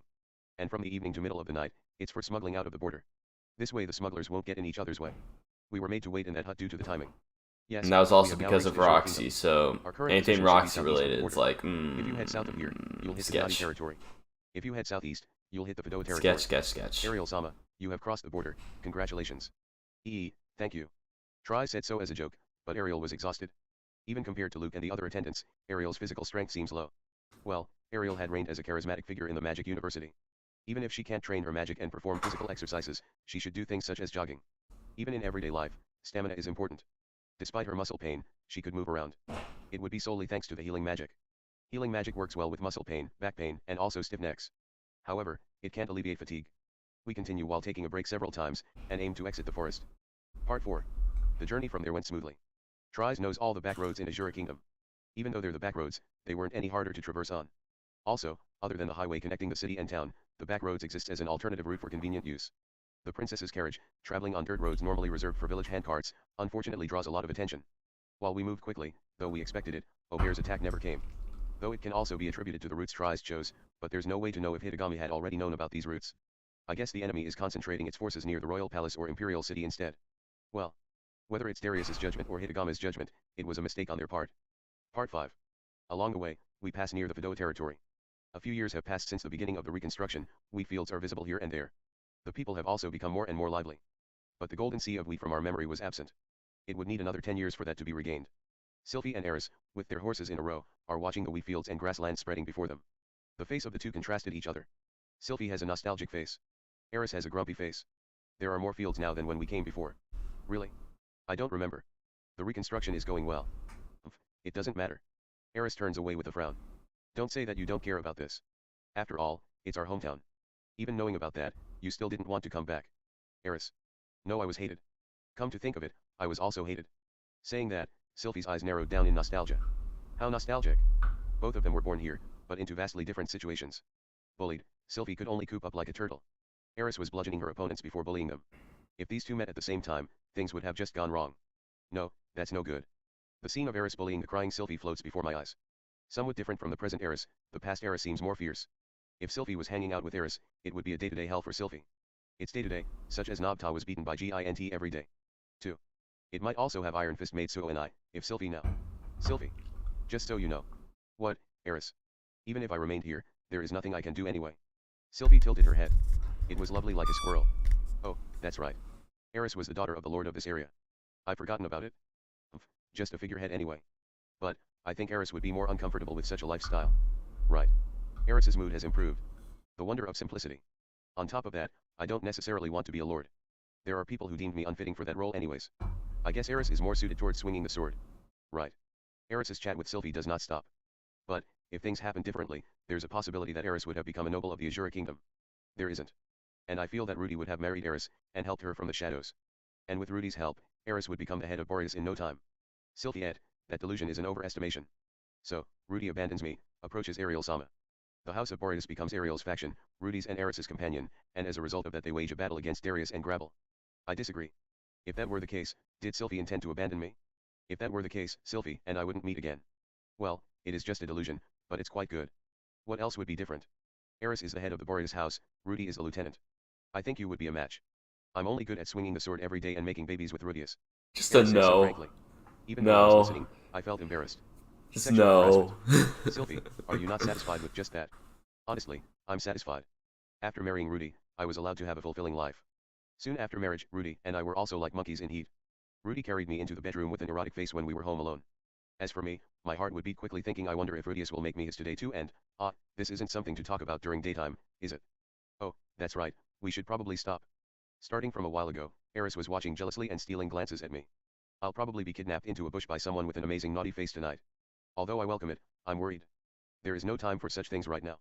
Although I'm fine with things as they are now, I might become paranoid about the possibility of another wife. I also wonder about the possibility of having children. The child of Eris and Rudius will most likely become naughty kids.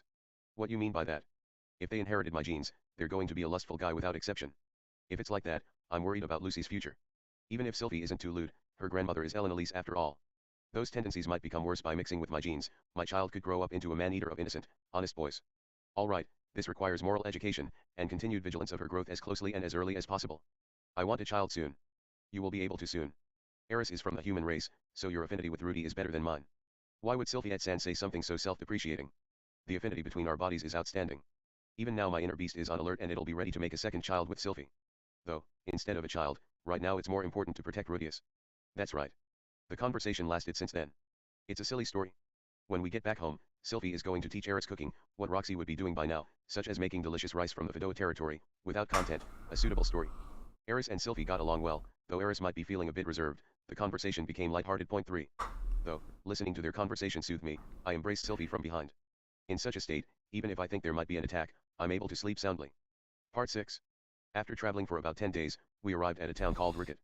It's a great town You that connects the occasionally get Denali parts territory of to the Asura Kingdom. chapter like that, you Stretched from northern to know. central Asura.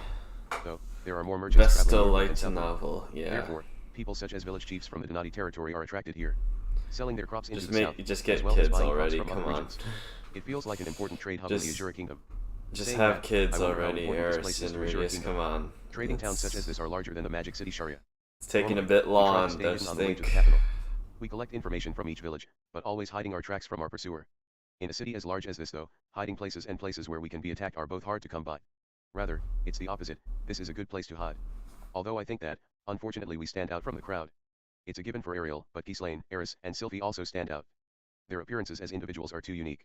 Also, Luke is a celebrity in the Asura Kingdom. Unfortunately, it's impossible to avoid this town.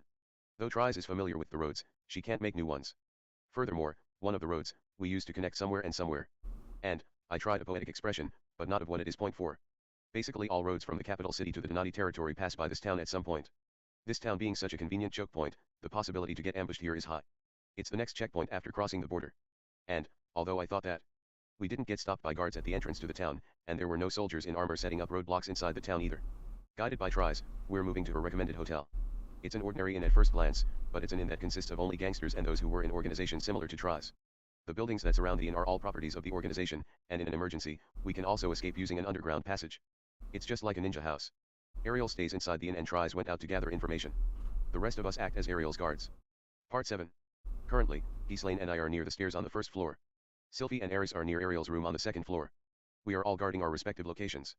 In the room with Ariel are Luke and the two attendants in disguise. Though I think it's unlikely, I hope that Luke doesn't go berserk and stab Ariel. Even if he did go mad, it will give me a reason to knock him down. Even so. Then, I saw Ghislaine. Standing to the side of the stairs, she was looking towards the entrance while her ears stood up. Recently, I'm not having many conversations with Ghislaine. She is engaged in the role of escort more seriously than I am. I tried to make conversations. But she said it interferes with her hearing and stops the conversation. Maybe she hates me? Such a feeling even sprouts. But she doesn't even hold conversations with Eris, always diligent. Rudius. This time, she suddenly spoke to me. Yes, what is it? I was saved the other day. The other day, when? When I was blinded by WTAA.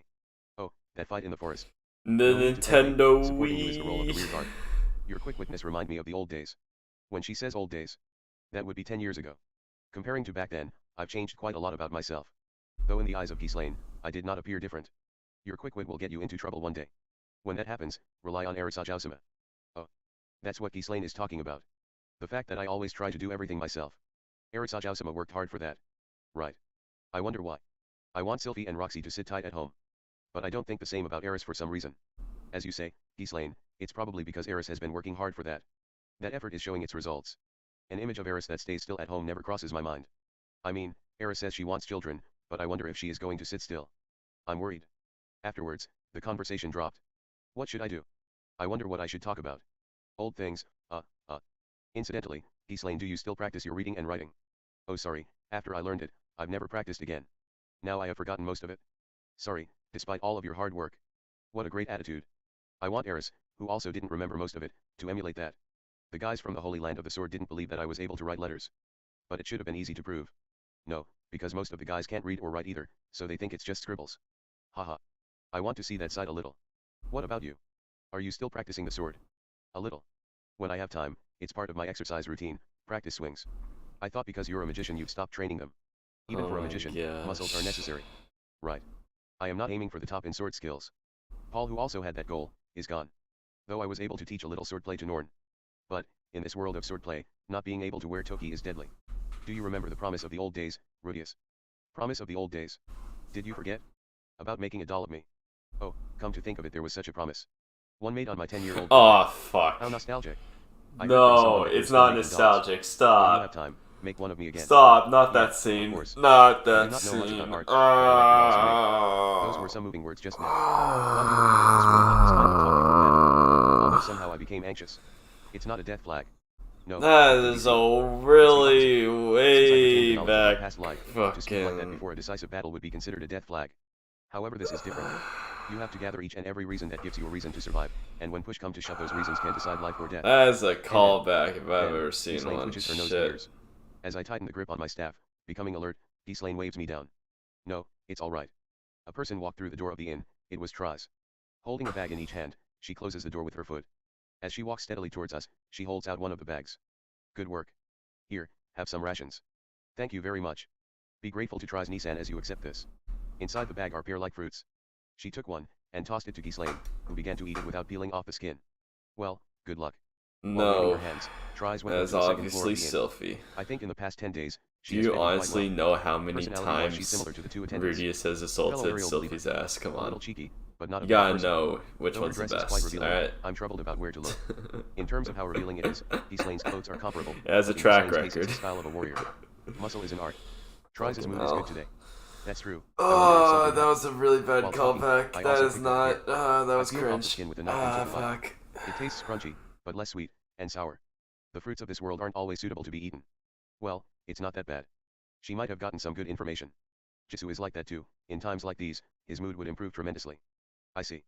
Ariel constantly made Triss collect information about one thing or another. From the location of Darius's private army, Obear, and everything else. She reports everything that has caught her eyes to Ariel.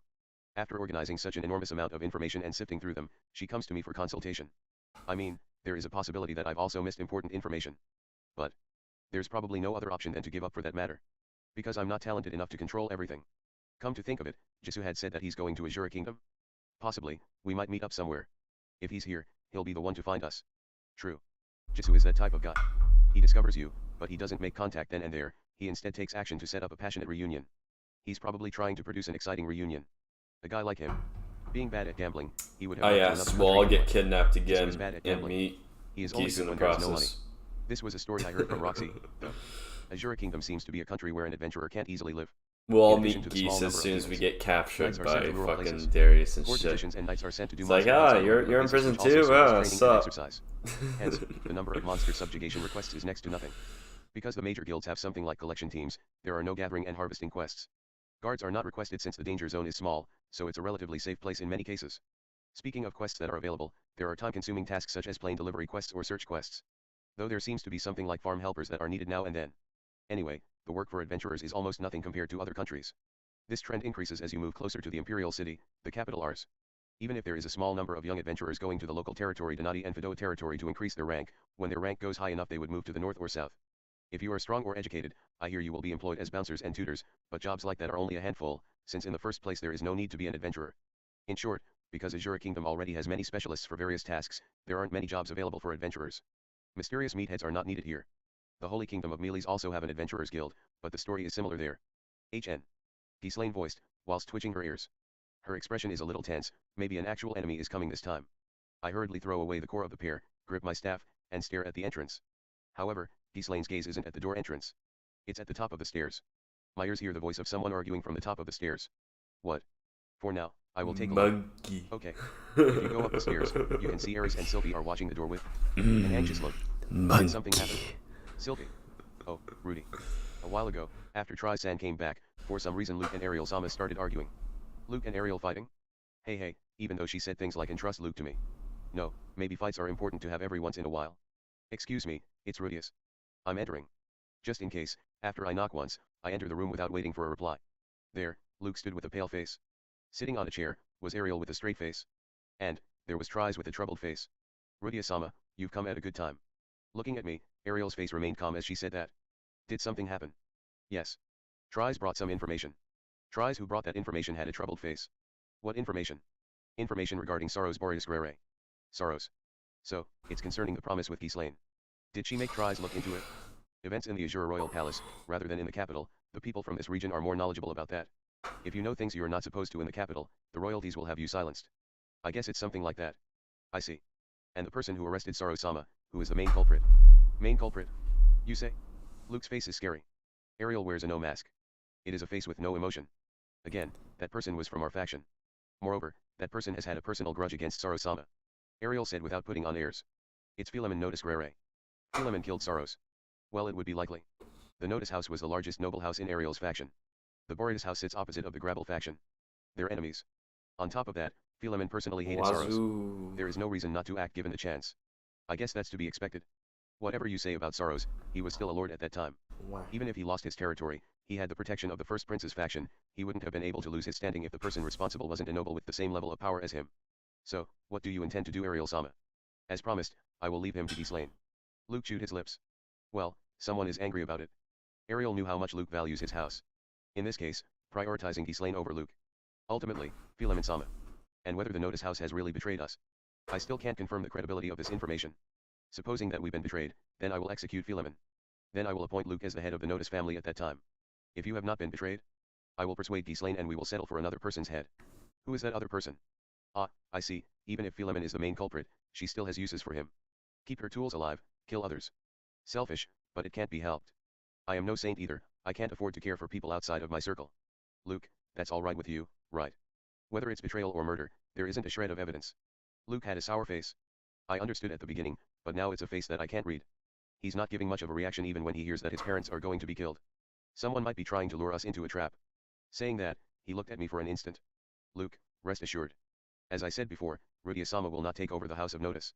Ariel-sama, talking about that in front of Rudius is. No, exactly because he's in front of us, I need to be clear about it. Said Ariel while inhaling a big breath, as if to make a declaration. No matter what achievements he accumulates during this fight, I have absolutely no intention of granting nobility to Rudius-sama. I have no intention of accepting it either. I've never thought of such a thing. But Luke's face when he heard this. He made a face as though I'd become a mortal enemy to him. Part 8.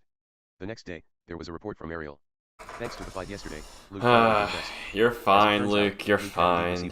He doesn't want that shit. He just wants the civilian life. The timing was while preparing he wants a casual, what he heard is basically casual slice of life, sort of retirement. The purpose is status, money, and Ariel's body.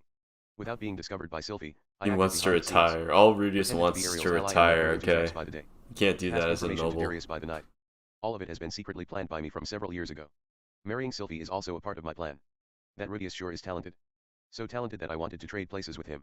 If I can be so cold-blooded, my life would be much easier. At first Luke thought, there's no way Rudius has interest in social status and didn't believe it. I didn't think that he had so much confidence in me, but I suppose that matched my usual behavior. However, with the transfer magic circle's destruction recently, then the betrayal of the Notice house, Hitagame's prophecy began to hit the mark. With these things happening, Luke's trust in me began to wane little by little. So he readily believed in Hitagame, and came to look at me suspiciously. By the way, it seems that even now, he still doubts me. Ariel ordered him to prove his doubts with action. Ariel had to say it with confidence in order to keep Luke from trying anything in the future. Well, if the degree of advice Luke had received was just that, we could probably take it easy for the time being. In fact, I've never even seen Darius's face. I'm not interested in Paul's former home. And it's not like I need Ariel's body, either. No matter how much Luke is suspecting me, it's all a baseless lie anyway. It's lousy advice from Hitagame. I understand very well, that guy didn't expect anything from Luke. Anyway, even in such a lousy story, it would not be polite if I suspected him. With things like the right man in the right place, you're still important. Part 9. I went out to town the next day. Luke was standing around acting hostile towards me, and acted in a way to separate me from Ariel as much as possible. Since Ariel declared that I won't be made a noble, he probably thinks that I will kill Ariel and deliver her neck to Grabble. However, Being separated wasn't that bad. Knowing Luke's way of thinking, his actions are limited. Now the number of things to be concerned about in this journey have decreased by one. I don't know if she anticipated all this, but Ariel's ability should be praised with as expected of Ariel. Oh yeah, as for avenging sorrows, Ariel told everything directly to Eris and Ghislaine. And that's why, the one who took down Sorrow-sama may be someone from my faction. Is that so? Phew. Eris wasn't interested even a bit, but Ghislaine's eyes were filled with murderous intent. But, that doesn't mean Eris didn't take interest at all in the conversation. I understood that when I saw her hand gripping the sword on her waist. Her finger lost color and turned white. She is trying to restrain herself. Ghislaine, do you wish to kill me? No, I will kill the enemy that you prepared for me. Ghislaine seems to be obsessed with killing Philemon. I wonder if she can be persuaded, but this was Ghislaine's aim all along. Eris was silent. But, nodded so as to follow Ghislaine's words. Well, I will also kill the enemy that's trying to attack Perugius. Eris is as usual. After that, all that remains is the capital. It should take about 20 days. While taking several detours, we headed to Asura Kingdom's capital. We arrived at the Imperial City Rs. TLC. Doraemon reference. TLC. TLC. TLC. We got 3 DLCs out of 4 here on notes. Well. Okay, we're 44% of the way done with this volume. What do y'all think about calling it for the day?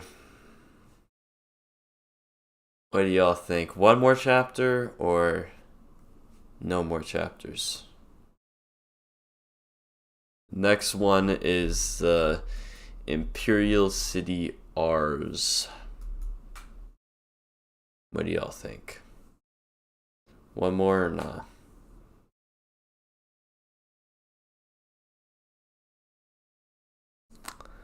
Not 100% sure. One chapter.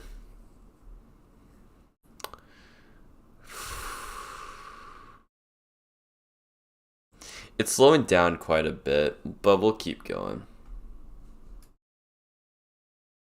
Chapter 182. Because the sorrow shit is kind of... The Imperial City Rs. The world's largest capital. The city was named after the hero who led the human race to victory in the Magic War. A city that takes your breath away. High up on the top of a hill sits a majestic castle, the Silver Palace. Surrounding the castle are the huge mansions belonging to the higher nobles. Boulevards extend out of the surrounding city wall. A huge coliseum. A gorgeous training ground for knights. Beautiful temples for the St. Mealy's religion. An aqueduct system that spread throughout the city. Headquarters to the world's largest trading companies. Dojo and headquarters of the water god style. A packed opera theater district. A tavern district filled with decorations and the scent of beautiful women. A gate that was made to commemorate the victory of the Laplace campaign. Spreading far without end in sight, no matter how far my eyes can see. Beyond the Uratearu Mother's River, and on and on. It is said that this is the oldest city of the human race in the world. Excerpt from Walk the World written by adventurer Bloody Cant. Part 2. When I saw the Imperial City from a small hill in the distance, Eris and I were shocked, with our mouths agape. The Imperial City is huge. Agape. Bigger than any other city I have seen in this world. Agape. First, about the castle that was built on top of the hill. This silver shining castle is as big as or bigger than Perugius Castle. Surrounding it are thick fortress-like walls. Walls high enough that they appear to be more than 20 meters in height.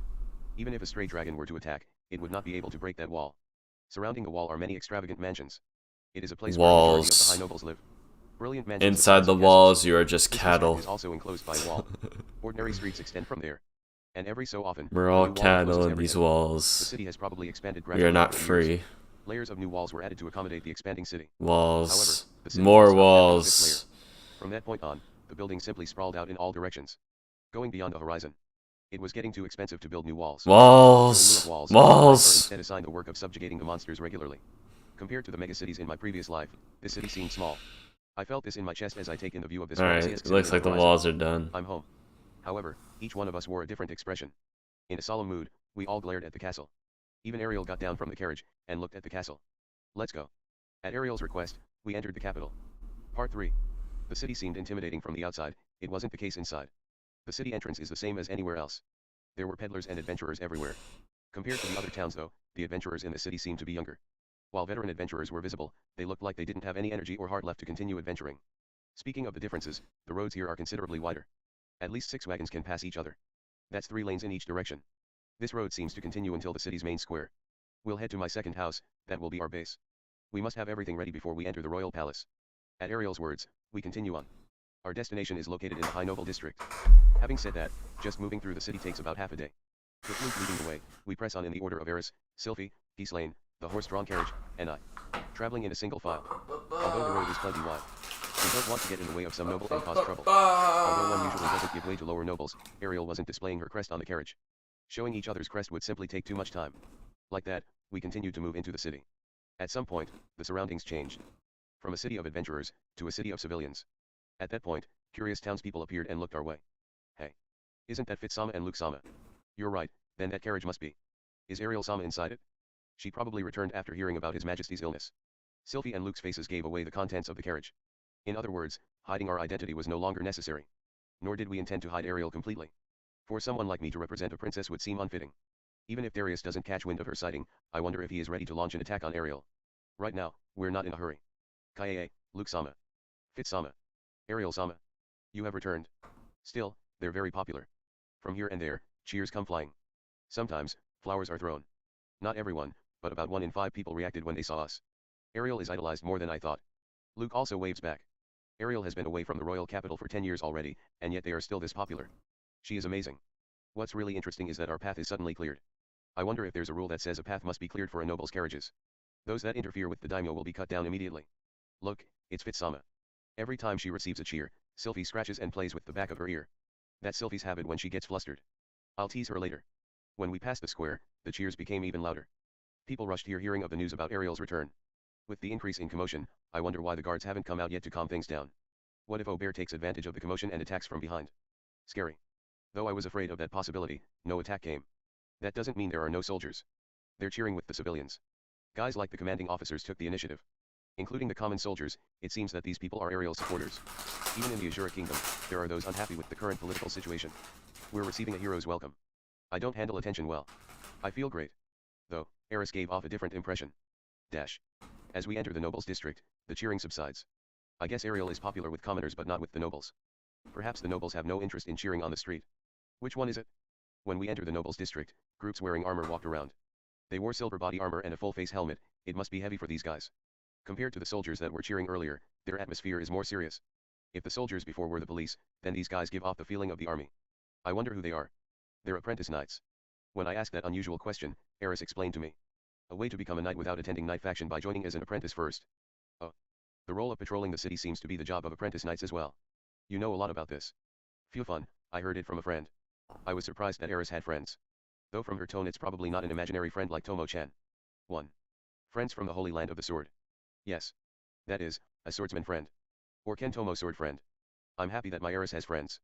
You may fight, but if you hold back sometimes, then you will get along fine. But, that child. Then, Eris stopped talking. Her gaze snapped elsewhere, and at the same time grabbed her sword. In Eris's line of sight. She notices that one of the apprentice knights is staring over here. Due to the full-faced helmet, I can't tell his expression. I wonder if he's an enemy. I feel that something is off. That person said something to the commanding officer and ran over here. Sylvie, Ghislaine, and Luke all drew their weapons. Sylvie is amazing. She was able to draw her wand faster than Ghislaine. WA. Surprised at the 3 people who suddenly drew their weapons, the person wearing armor stopped walking. It seems that he couldn't hide his confusion, and he lifts his hand up and takes off his helmet. What was underneath was a beautiful woman. There's no words to describe her beauty. She has flowing hair, forehead wet from sweat, full of sex appeal. Eris. Ghislaine. It's me. Behind the horse-drawn carriage, her gaze was directed at us. To be precise, to Eris. Eris is staring at the woman on horseback. Eris. So you've survived. Master had said that you were as good as dead if you fight against the dragon god. Though, why are you in the Asura Kingdom? If you had contacted me. Who are you? The woman swallowed a breath. Then she made a somewhat sad face. It's a sad face, but also if it's Eris, then it can't be helped face. It is a face people who know Eris well are familiar with. Kidding. While joking, Eris quickly jumps off her horse. It's been a long time, and since Isolde is wearing a strange armor, I thought it was someone else for a moment. A strange armor. This is the Asura Kingdom Knight's formal armor, isn't it cool? It looks hard to move around in. Since the water god style doesn't need to move a lot, this is perfect. Realizing it's Eris's acquaintance, Luke lowered his sword. Sylvie also relaxes, but still held onto her wand. There's a pic here. I don't care. As she is overlooking the surroundings. I don't care. We're in the web novel. There are no pictures. There are no pictures. Buy the light novel. Are you serving the person inside this horse-drawn carriage? Even though it's not out yet. Buy the light novel. The second princess has returned around the town, so it's probably her. But why is Eris? Oh, there was a story that Ariel was studying in the Magic City Sharia. Then when you met her, you were hired since you're a sword king, something like that. Contrary to her seemingly meek appearance, she is surprisingly talkative. Eris is quiet. Showered by her rapid-fired words, Eris folds her arms and takes her usual pose. She says. Yeah, something like that. Apparently, she stopped listening in the middle of it. I'm sure that the conversations between these 2 women were always like this. By the recommendation of my master, I decided to become a knight. With the appointment of becoming a formal knight, I plan to obtain the title of Water Emperor. Really, that's good. Yeah. Luke turns his horse around and heads towards us before he comes to a stop. He asked with a gentle face. I'm sorry to interrupt your time of reunion, are you acquainted with Eris-san? Yes, that's right. Sorry but we're in a hurry, let's continue this conversation later so we won't lose time now. I understand. Saying in a soft demeanor, while facing Isolde, Luke bowed gracefully. Then please excuse me, milady. I'm sorry but we are in the middle of our duty. There's a time and place for everything. Until next time, please accept my humble apology. That's fine. Thank you. Then, allow me to excuse myself. Luke does not even show a wry smile towards Isolde who turns him down coldly. He maintains his soft smile and mounts his horse. Luke then moves to the front with his horse. Isolde was looking at his figure in disgust. Was that Rudius? Like I've imagined, he has a perverse attitude, even though he is a mage, he carries a sword, is he trying to look cool? Eris, did you marry such a guy? I'm married with Rudius. Ha. He is indeed good looking, but I don't like his way of greeting another woman in front of his wife. Is Eris's taste bad? So as not to let Luke hear it, Isolde said this in a hushed tone. Eris has a puzzled face. Apparently, Isolde mistook Luke for me. At a position to hear such gossips clearly, I wanted to move away a little. While I have no intention to look cool, occasionally I also want to wield a sword. I'll be going now. Right. I apologize for delaying you when you are busy. Will you be staying here for a while? Hearing that, Eris glanced at me. At least, we'll probably stay in the city until Ariel takes the throne. I return with a nod. Isolde saw me for the first time at that moment. She has a puzzled face. That person is. This is awkward. Should I tell her that I am Rudius? Though there is no reason to take a false name, the other side had just gossiped about me too, the air seems to be unpleasant. Hein. And, then Matsukaze too moved. He moved towards Eris's side against my will, and used his head to nudge her back. Hey, don't move without my permission, I'll give you some cabbage later. Oh sorry, you're in a hurry. My However, cabbages. when she saw that behavior, Isolde got the hint. Well, when I'm off duty, I will show you around. At that time, please introduce this person. She said this person, and sent me a glance. If someone said, let me introduce you to Rudius here, what kind of face will she make? I'm not very sure but okay. You're not very sure. As always it seems. Well then, may you have the protection of Saint Millis. After bowing gracefully, Isolde went away. So she is a believer of the Millis religion. Eris kept looking at the figure in her back, but soon faces forward and mounts the horse. After confirming Eris is ready, Luke starts to move and the horse-drawn carriage begins to follow suit. She is Water King Isolde. We met in the Holy Land of the Sword a while back. I see. It's good that you get along with each other well. Well, but... Cutting her words in the middle, Eris looked at Isolde. The silver-armored platoon moved away and disappeared into the alley. She may become our enemy. Oh, is that so? Water King Isolde cruel. I heard from Orsted that she is a person that may show up as an enemy. In the first place, I have already informed Eris about the high possibility that the water god Riada will be our enemy. At that time, Eris might had already presumed that Isolde will also become our enemy. Since her position is that of an apprentice knight, I don't think that would be the case. But anything is possible. Her position may be low, but her skill is still king rank. If it becomes a battlefield, the possibility that it'll come to that is high. Eris, are you okay with that? I can't wait. The debt I owe her in the Holy Land of the Sword shall be paid. Is that so? I don't know myself, but those kinds of words came out without hesitation. In other words, these two people have such a relationship. It's a rivalry. I don't understand it that well. However, when it comes to giving up your life, it's not something I understand at all. If possible, I want both of them to survive and continue to compete. Because it will all end if one of you dies. Part 4. We turned right in the middle of the road and continued uphill. Huge walls are being guarded by soldiers, but when Luke showed his crest, we're allowed through easily. After we passed through the district of intermediate nobles, and under a wall again, we were surrounded with houses that were as large as the Well, castles of a Luke's small right country. there, you know. It's the district of the upper Looking nobility. for a The second house husbando. You Ariel was in a somewhat can distant take position Luke. from the royal castle. Take Luke. He's Despite free being for the located within taking, the you city, know. it is 5 times larger than my house. Not as big as Eris's family home that doubled as a fort in times of war, but way too big to be a private home. It was already evening.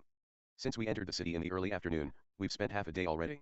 When we were entering the building's garden, people that looked like butlers came out. Seeing Luke, they immediately went inside and collected the maids in a hurry to greet us. In total, there are around 5 or so people. Even during her absence, they continued to manage Ariel's house. We are greeted by the servants and moved into the building. Inside, it was gorgeous. Although the furnishings in Perugius' castle are also top tier, it gave off a vibe of being a fine arts gallery. This feels like a villa belonging to an Asura noble. The rank of the place is on I par just with Eris's touched the castle. mic and it After being fucking assigned a room, I washed goes away the fatigue crazy. of travel by bathing. The bathroom had decorations made of metal. Belongs Even to the the tail that is used for bathing streets. was glittering.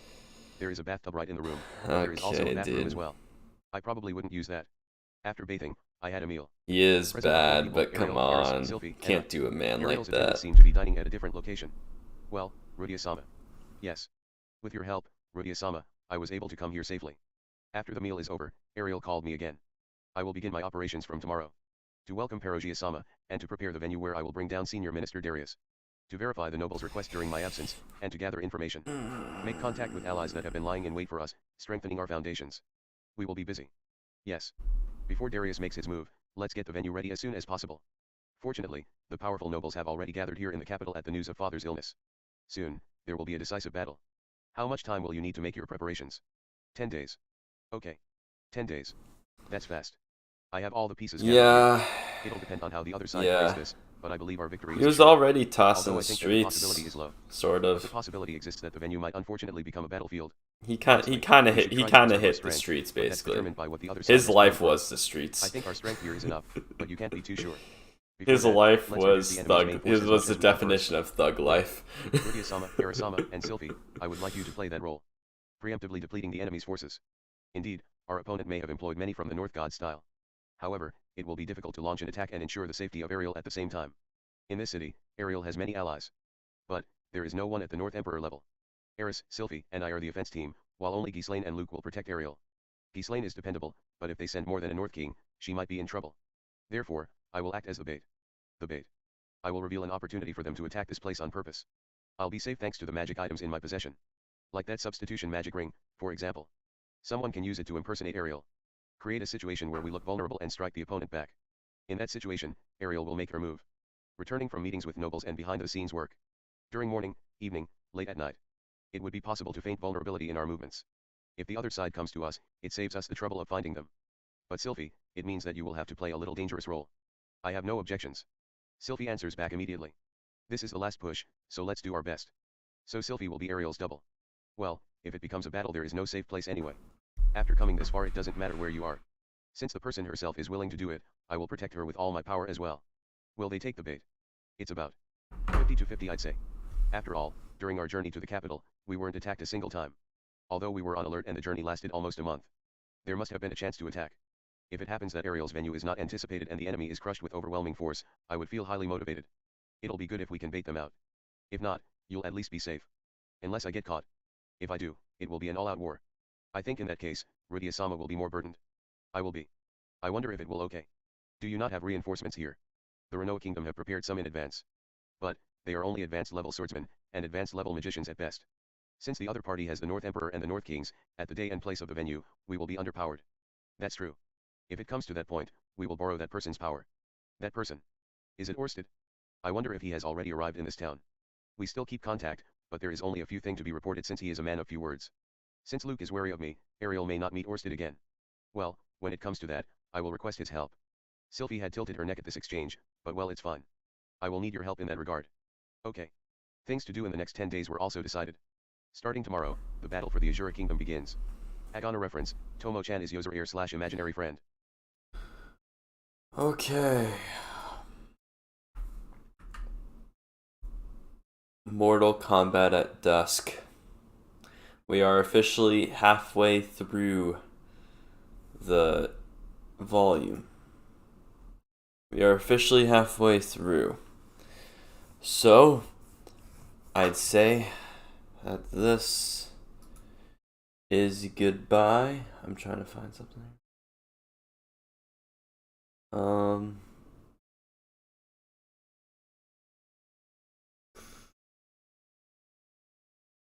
Yeah. All right. So, I don't know when I'll be streaming again.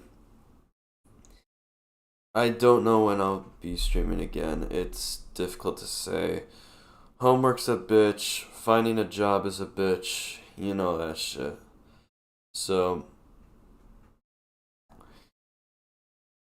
that's life. Alright. See you guys later.